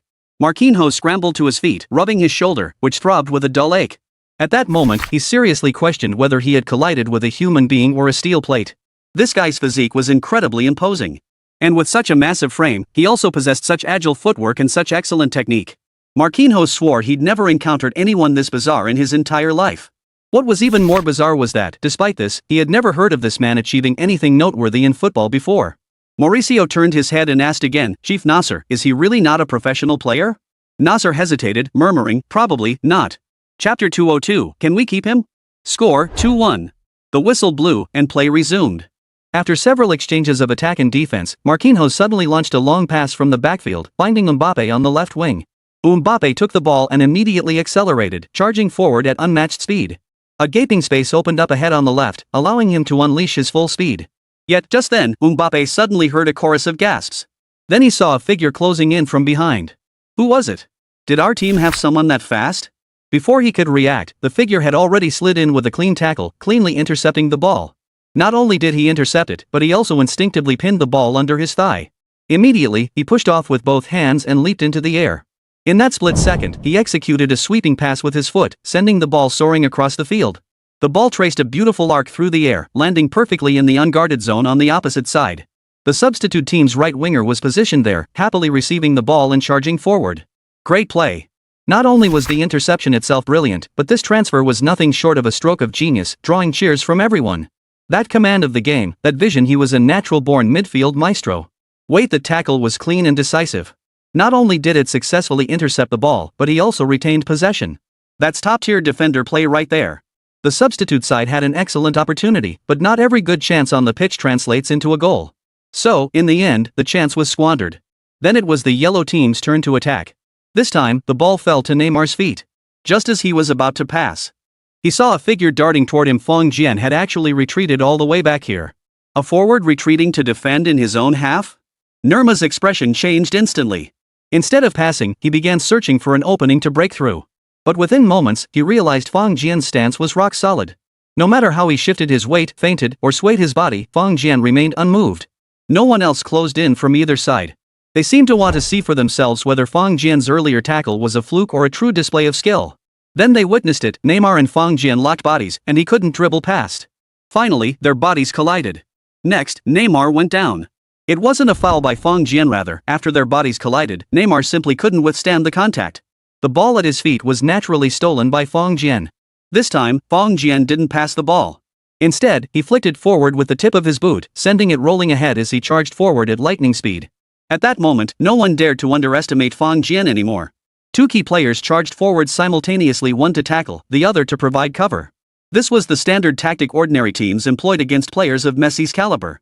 But Fang Jian suddenly changed direction, planting his foot and dribbling past. Not only was he blazingly fast, but the shift in rhythm felt like it would make anyone watching spit blood. The ball seemed glued to his foot, refusing to leave no matter how it rolled. He beat one defender, then the other, and somehow got past them both. After breaking through two defenders, a vast expanse of open space lay ahead. Marquinhos charged forward, gritting his teeth. His gaze was intense, having already marked Fang Jian as his most formidable foe. This time, he was even prepared for a fierce tackle. But just as everyone expected him to keep charging forward, Fang Jian suddenly lifted his foot and passed the ball. He actually passed the ball during this seamless, uninterrupted run. Then, everyone saw that a forward from the reserve team had positioned himself in an open spot within the penalty area. The ball arced through the air, landing precisely in the most troublesome zone for goalkeepers, right at the feet of the substitute forward. Though he was a substitute striker, the mainstays of Saint-Germain were Messi, Neymar, and Mbappe. If he didn't have some serious skills, how could he be playing here? And so, as the ball nestled into the back of the net, the score tied at 2-2. Who the hell is this guy? A pop star? Are you kidding me? The substitute players forgot to celebrate, their eyes darting around nervously. The starters looked downright embarrassed. We couldn't even beat a pop star?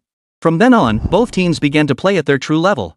The team featuring key players like Dybala, Verratti, and Marquinhos proved their superior skill. Soon, they retook the lead. The gap in raw talent wasn't something easily bridged. However, Fang Jian refused to accept defeat. Seeing his relentless effort, the substitute players on the sidelines were also fired up. As the first half drew to a close, Fang Jian received the ball and launched another breakaway. By this point, he had practically taken on the entire midfield and defense of the starting team. Players each had their own strengths. Some possessed blazing speed, others exceptional strength, and still others superb technical skill. That's why such a diverse array of playing styles emerged. But no one had ever possessed the monstrous physique of Didier Drogba, the lightning speed of Michael Owen, and the dribbling skills of Diego Maradona, all rolled into one like Fang Jian. This freak of nature should never have been allowed on the field. So whenever Fang Jian got the ball, the opposing team's backline would be thrown into complete disarray. If not for their years of playing together, their deep understanding, and the ability to form 2 or even 3 layers of protection, Fang Jian would have single-handedly torn the net apart long ago. Zhang Tao, watching from the sidelines, was utterly dumbfounded. He knew Fang Jian was a skilled player.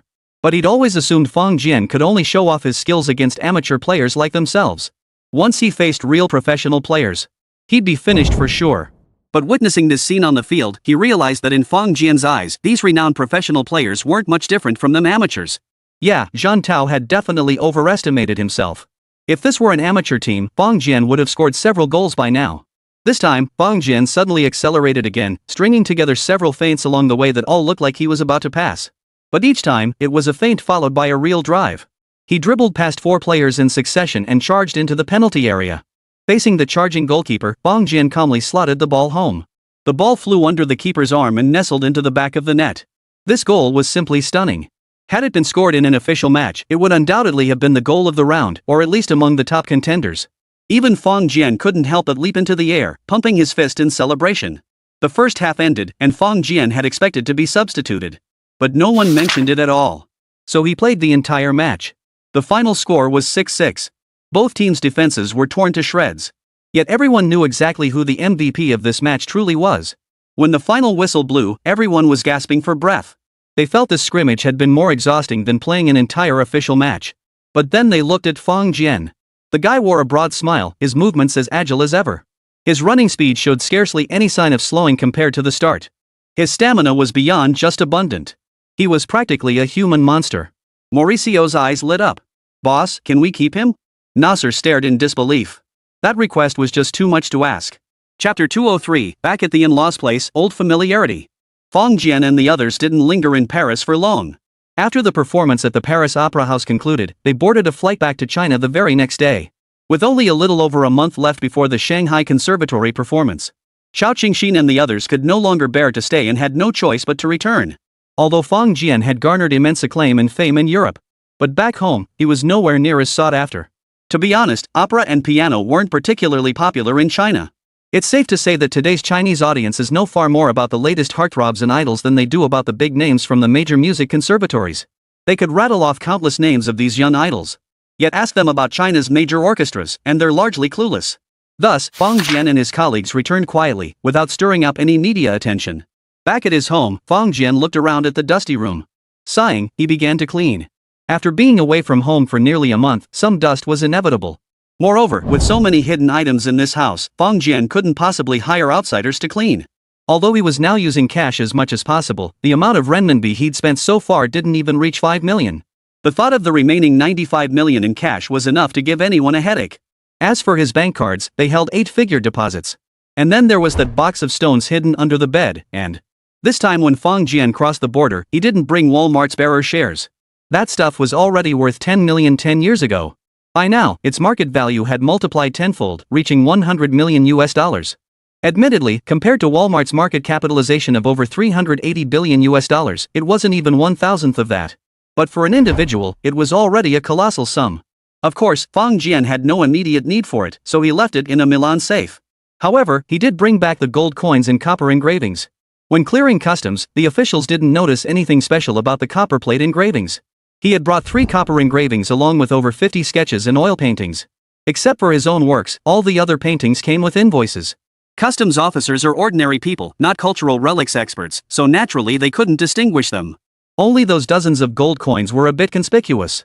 Fortunately, Fong Jian's status came into play, and since the gold coins weren't real gold anyway, he successfully brought them back after paying a fee. Scattering the coins across the table, Fong Jian turned his attention to the painting in his hands, Melancholy. He had examined it multiple times since acquiring it. The craftsmanship and skill level were undeniably masterful. Even though Fong Jian now possessed the legacy of 4 masters, he wouldn't dare claim to surpass the original artist. After all, each painter excelled in different areas. Artistry wasn't like a sports competition where you could simply pit 2 artists against each other to determine superiority. It could only be said that artists who left their mark on history each possessed their own unique strengths. Beyond its artistic merit, the most distinctive feature of this copperplate engraving was the signature AD. This signature is the distinctive mark of the renowned German artist Albrecht Dürer. Though this artist produced numerous works during his lifetime, his engravings and woodcuts hold the highest artistic value. Fong Jian pondered for a moment before dialing Luan Wani's number. Luan, I'll come over to your place tonight. Luan Wani paused, her cheeks flushing slightly. Coming over tonight might not be the best idea. He'd just returned from Europe and they'd seen each other practically every day recently. Why was he rushing over to her place the moment he got back? That was a bit clingy. Though Luan Wani felt a strange, secret delight in her heart, her face was bright red. Fong Jian chuckled. What's wrong with that? I acquired a painting while traveling in Poland and wanted to ask Auntie to appraise it. Luan Wani froze, realizing her misunderstanding, and her face flushed even redder. She hurriedly agreed and hung up. But her mind raced with doubts. Could he be telling the truth, or was this just some flimsy excuse? Regardless, he was definitely coming over tonight. That evening, Fong Jian arrived at Luan Wani's home carrying 2 bottles of Maodai, several gold coins, and a copy of Melancholy. Entering the Luan household for the second time, Fong Jian felt much more at ease. Seeing Fong Jian, Luan Zhengxian's eyes lit up. He smiled and said, "Little Fong's here. Come play a couple of games. Let's see if your skills have deteriorated." Fong Jian smiled faintly and replied, "Sure." Luan Wani shot her father a disapproving look but could do nothing about it. Tan Moyan was preparing dinner in the kitchen. Seeing her daughter enter, she remarked with a smile, "You just got back from Europe, and he's already here again. Seems he cares about you quite a bit." "Mom," Luan Wani protested, "what are you talking about? Brother Fong didn't come to see me, he came to see you." "Me?" Tan Moyang asked in surprise. "What's this about?" "Brother Fong said he acquired a painting during his trip to Poland and wanted to ask you to appraise it." Tan Moyang chuckled. "Oh, come on. Can't you tell he's just making excuses?" Luan Wani's face flushed red, her heart now certain that Brother Fong was definitely making excuses. "I'll handle things here. You go out and keep him company," Tan Moyang said with a smile. Sigh, Luan Wani sighed. It's not my turn. What? Dad's dragging him into a chess game, Luan Wani said with a hint of resentment. Tan Moyon couldn't help but laugh bitterly. That stubborn old man really had no sense of the situation. An hour later, Wan Jingxiong and Fang Jian began their second game. As for the outcome of the first game? Better not mention it. Anyone who brought it up would only make Luan Jingxiong furious. From the start of the second game, Luan Jingxiong was completely focused, playing steadily and cautiously, considering each move carefully before making it. Suddenly, the front door swung open as Luan Chengyang burst in, brimming with excitement. Spotting Fang Jian, he beamed with delight and called out, "Brother Fang, you're here." Fang Jian looked up, gave a brief nod in greeting, then turned his attention back to the board. Truth be told, Luan Jingxiong's chess skills were quite impressive, but he still lagged significantly behind Fang Jian. However, when playing against him, Fang Jian couldn't afford to display an overwhelmingly dominant attitude. At the very least, he had to make it look like he was giving it his all before ultimately outmaneuvering his opponent. Over 3 games, he aimed to win 1, lose 1, and draw 1. Equal strength, needing a worthy opponent that was the highest realm of chess. As Fang Jian made his move, he mentally calculated the time remaining. Sure enough, just as Tan Moyang called for dinner, he regretfully set down his piece and said, "Uncle, I've lost this game. After dinner, I'll play another round with you." Luan Jingxiong sighed with relief, beaming, "Young Fang, your skill is impressive. It took me quite an effort to win this game." Luan Chengyang chimed in from the side, "Brother Fang, Dad's been glued to his chess manuals these past few days, saying he wants to challenge you again." "Off you go, you little kids, talking nonsense." Luan Jingxiong's face flushed slightly as he scolded. Luan Chengyang stuck out his tongue, washed his hands, and sat down at the table. Everyone ate and chatted cheerfully. Fang Jian and Luan Wani shared stories about their experiences in Europe. When they heard Fang Jian had somehow earned the title of Master of Music during his trip to Europe, they murmured in astonishment, finding it rather unbelievable. However, music was not their area of expertise. So while they were curious, they weren't particularly shocked. After the meal, Tan Moyang smiled and said, "Little Fang, what painting do you want me to appraise?" Chapter 204, The Painting Worth $100 Million. Fang Jian fetched his backpack, unzipped it, and pulled out the copperplate engraving wrapped in oilcloth. At the same time, he casually pulled out a few gold coins and said, "Uncle, Auntie, these are some gold coins I found when I discovered the painting. They're not worth much, but they're nice keepsakes." He distributed the coins among the 2 adults and the siblings Luan Wani and Luan Chengyang. Luan Chengyang handled one, turning it over in his fingers. "Brother Fang, is this really gold?" "Yes, they're quite old. I suppose you could call them antiques." "Antiques? That won't do," Luan Jingxiong frowned slightly. "I can't accept these." As a government official, accepting such items was indeed taboo. Fang Jian smiled reassuringly. "Uncle, rest assured. Everything's above board. And since we're family, there's no need for such reservations. Just keep it for your daily enjoyment." Luan Wani's face flushed again. She shot Fang Jian a glare. "Who says we're family?" But after watching Luan Jingxiong hesitate for a moment before picking up the gold coin to examine it again, she merely pursed her lips and said nothing.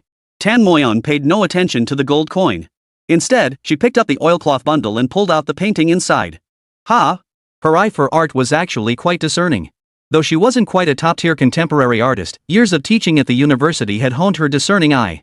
At the sight of the engraving style and the artistry displayed upon it, she was taken aback. Finally, when she spotted the signature AD in the corner, Tan Moyang abruptly stood up. Luan Chengyang jumped in surprise. "Mom, what are you doing?" Tan Moyang's expression was now extremely grave, and she could no longer spare a thought for spoiling her son. She asked, "Xiao Feng, where did you get this engraving?" Her tone was unusually grave. The atmosphere at the dining table shifted noticeably. Fang Jian had prepared for this question. He replied, "Oh, I found it in a cave during my trip to Poland. There were also these gold coins at the time." "Poland? You went alone?" "Yes." "Why did you go to Poland?" Fang Jian opened his backpack, pulled out several sheets of drawing paper, handed them over, and said, "Auntie, what do you think of my drawings?" Tan Moyang took them, glanced through them casually, and said sincerely, "Little Fang, your skills are getting better and better." Fang Jian smiled. "Not bad, I guess. I went to Poland to seek inspiration. Just sketched a few things along the way." "Seeking inspiration?" "Yes, I'm a pianist, as you know," Fang Jian said with a smile. "I want to compose a new piece." Tan Moyang and the others exchanged glances, each feeling a sense of unease. "Damn it, you're a musician, a pianist. Traveling for inspiration makes sense, but what's with all this sketching along the way? Shouldn't a musician traveling carry sheet music? And while traveling for inspiration, who knows if you found any, but you did stumble upon a cave hiding copper engravings and gold coins." If anyone else had said this, they wouldn't have believed it. Tan Moyang hesitated before saying, "Wait here for a moment." She stood up, holding the copperplate engraving, yet still feeling uneasy. So he glared at his son and said, "Cheng Yang, go fetch my drawing board." "Got it." Luan Chengyang jumped up, dashed to the study, and returned with the easel. Tan Moyang carefully placed the copperplate engraving onto the drawing board. Her demeanor could almost be described as reverent. Seeing Tan Moyang's actions, everyone understood even more clearly that this painting was likely no ordinary piece. Luan Jingxiong and his son were one thing. Luan Wani, however, bit her lower lip lightly, glancing at Fang Jian with a hint of reproach in her eyes. She had assumed coming to view the painting was merely an excuse on Fang Jian's part. But she hadn't expected it to be genuine. At that moment, a faint sense of disappointment stirred within her heart. However, Fang Jian looked up and gave her a wink. Luan Wani's cheeks flushed slightly as she turned her head away, her mood instantly lifting by half. Tan Moyang entered the room and quickly retrieved 2 books. Then she began flipping through them. In the past, after meals at home, Tan Moyang would always take the initiative to clear the dishes and utensils. But today, she showed absolutely no intention of lifting a finger. Luan Jingxiong sighed helplessly, giving his son and daughter a knowing look. The 3 of them carried the dishes to the kitchen and cleared the table. Meanwhile, Tan Moyang had poured all her energy into scrutinizing the paintings. She paid no attention whatsoever to these material possessions. Fang Jian watched silently from the side. He saw Tan Moyang pick up an illustrated book comparing different paintings with the copperplate engravings. He nodded to himself in admiration. An Tan truly possessed genuine expertise. In painting, every artist possesses their own preferences and habits. Some things might go unnoticed by outsiders, but if an expert carefully compares them, they can clearly discern the commonalities between the 2 works. It's like handwriting. Trace experts can determine whether it's from the same person by comparing the strokes. Painting is no different, and in fact, the differences are even more pronounced than in handwriting. After all, we're talking about an entire painting, not just a few words. After a full hour, Tan Moyang retrieved several books and compared the 6 paintings reproduced within them. Fang Jian noticed that Tan Moyang had started with Albrecht Dürer's works from the very beginning. This demonstrated her extensive knowledge. She had been heading straight for her target without any detours. Finally, Tan Moyang set down the books in her hands and exhaled a long breath.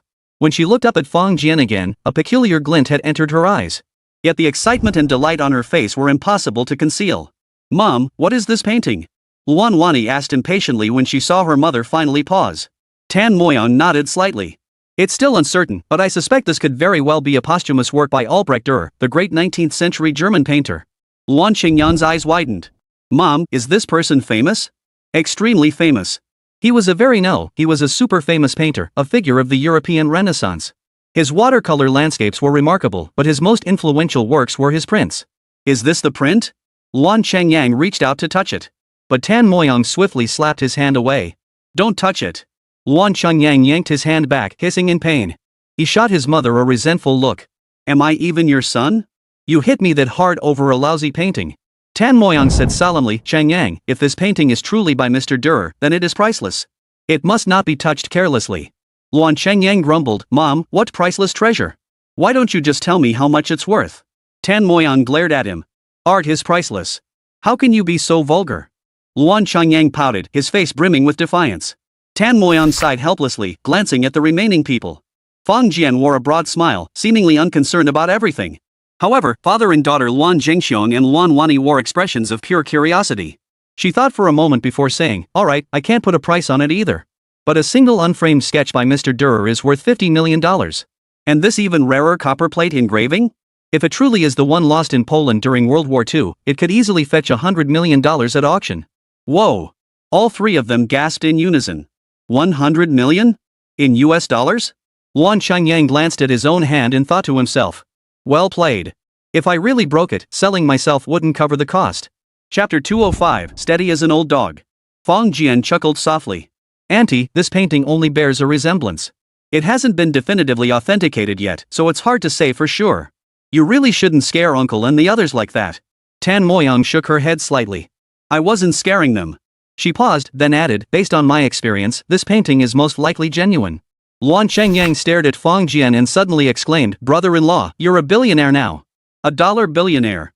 Smack! Luan Wani delivered a merciless slap, smacking her younger brother squarely on the head. Luan Chengyang yelped in pain, clutching his head. "Sis, my poor grades growing up?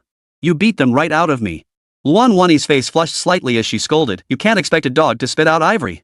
Luan Chengyang didn't back down. "Sis, if you won't take a husband like this, what kind are you looking for? The world's richest man?" Luan Wani flew into a rage, reaching out to grab his ear. But Luan Chengyang jumped up and hid behind Fang Jian. Fang Jian cleared his throat softly. Luan Wani bit her lip, suddenly realizing she hadn't behaved quite ladylike. Her face flushed slightly as she said, "I'll wash the dishes." With that, she dashed into the kitchen and didn't emerge again. Tan Moyang shook her head. "Xiaofeng, take the painting back first. Come to my school tomorrow. I'll arrange for the teachers to appraise it again." She continued slowly, "Our principal is quite knowledgeable about calligraphy and painting. He's an expert in this field. If he can give a definitive evaluation, there won't be any doubt." Fang Jian nodded. "Alright, thank you for your trouble, auntie." "Ha, this is no trouble at all," Tan Moyang said. "It's getting late, so I won't keep you.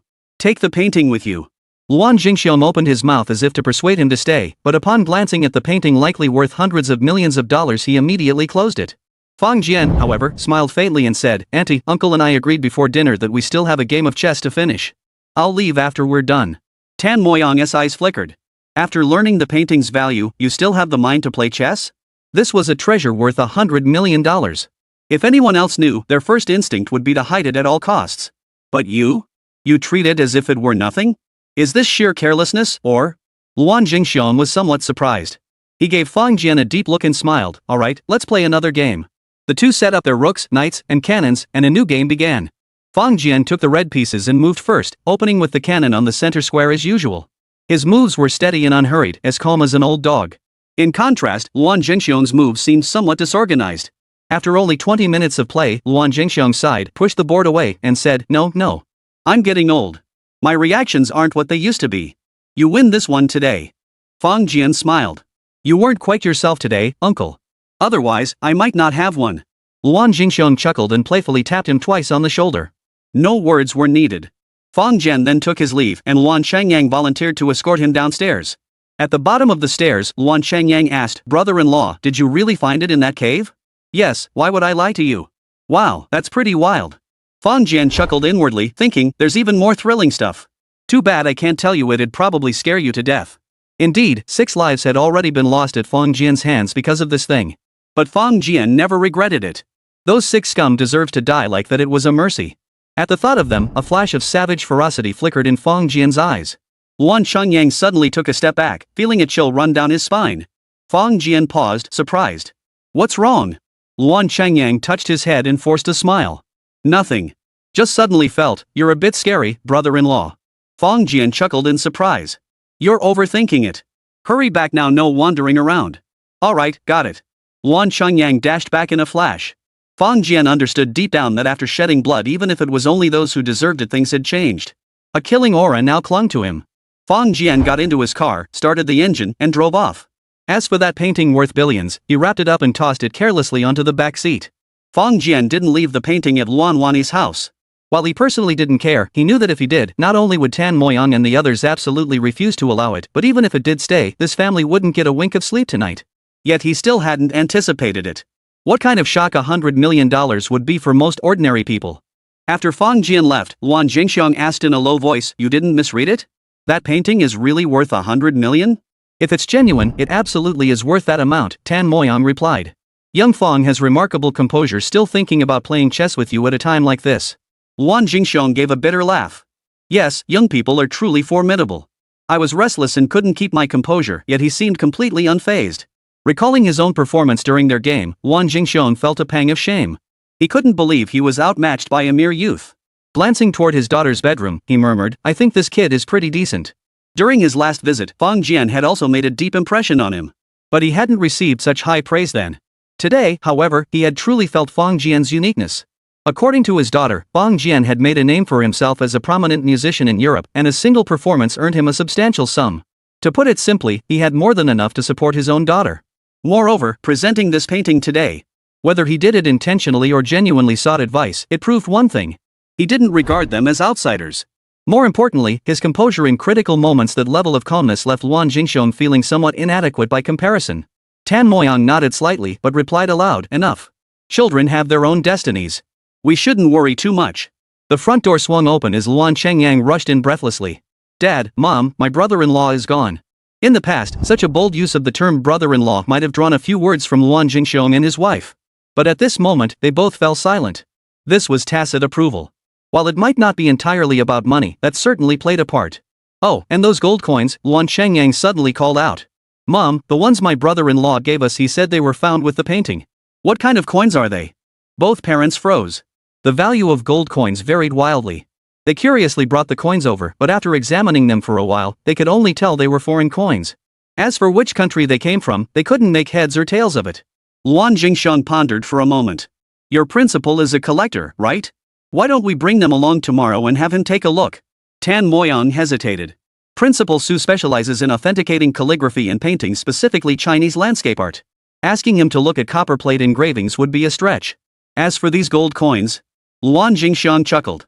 Ah, just for him to take a look. These coins probably aren't worth much anyway. Fang Jian had merely grabbed a handful of coins without careful selection. So among the dozen or so coins, 2 were quite worn. Their designs were blurred, having passed through countless hands. Moreover, these 2 coins lacked that vibrant golden-orange hue, making them utterly unremarkable. Tan Moyang pondered for a moment before saying, "Alright, then let's have him take a look at all of them." Chapter 206, The Appraisal Venue. The next morning, Fang Jian received a call from Tan Moyang. Besides asking him to bring the painting as soon as possible, she also instructed him to bring the gold coins.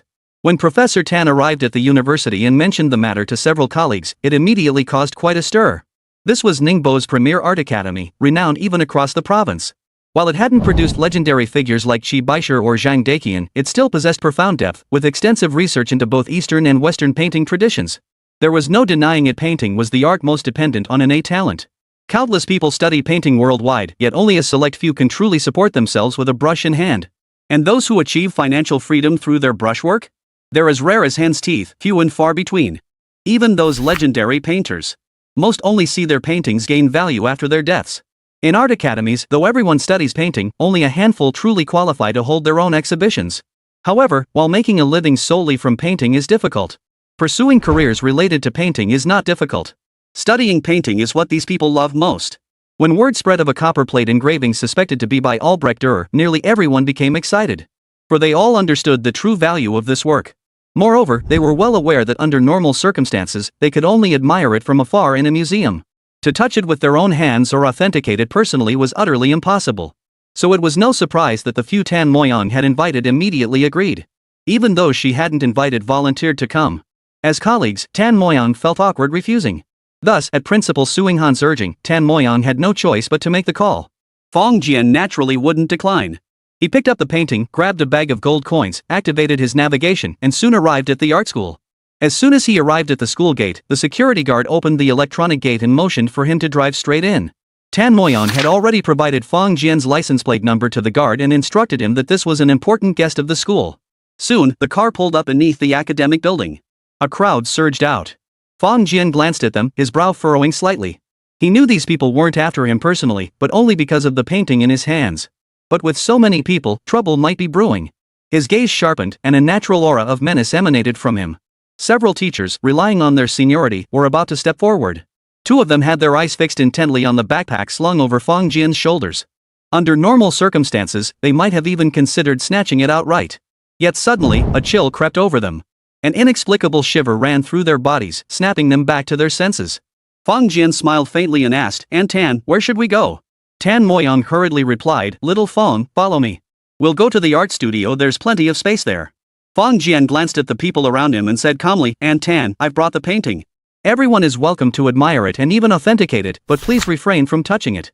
Before Tan Moyang could respond, the man in his 50s among the group said, "Of course. Whether or not this is the melancholy that went missing during World War II, we won't touch it with our bare hands. Xiao Fang, this is Principal Su Yinghan from our school. He's a collector and a renowned expert in authenticating paintings and calligraphy." Fang Jian nodded. "Hello, Principal Su." Su Yinghan chuckled. "Very well. Xiao Fang, is that right? Come, please follow me upstairs." Though some felt reluctant, the principal's words left them no choice but to comply. Escorted by the crowd, they arrived at the large student art studio. This was the school's largest lecture hall, also used for open classes, capable of accommodating the greatest number of people. Tan Moyang had come prepared, bringing an easel.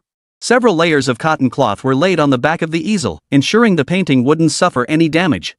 Fang Jian retrieved the copperplate engraving from his backpack, unwrapped the oil paper, and placed it on the easel. Upon seeing the painting in its entirety, everyone fell silent. Then, they all opened the books and art catalogs they had brought with them. They had known in advance what painting they would be appraising today, so they came prepared. The art books and publications they held were all related to Albrecht Dürer. Now, they compared the engraving with the illustrations in their books. Though they couldn't touch it, to the eyes of true artists, certain things felt undeniably real. It's like, really like. Yes, it's uncannily similar. The composition, lines, and colors are identical to the Passion of Christ and the Small Passion. It's a pity we don't have a photograph of Melancholia to compare it with. Albrecht Dürer's paintings enjoyed immense renown. These works have spread across the globe through photographs, videos, and other media. However, these photographs are limited to those preserved in the present era. Lost works, however, are absent from these records. Of course, given the technological capabilities during World War II, cameras certainly existed, and photographs of this painting must have been made. But certainly not within China. After a full hour of discussion, Su Yinghan and the others concluded their deliberations. Then, the principal smiled and said, "Xiao Feng, we've seen it and discussed it. This painting is very likely the Melancholy that was lost in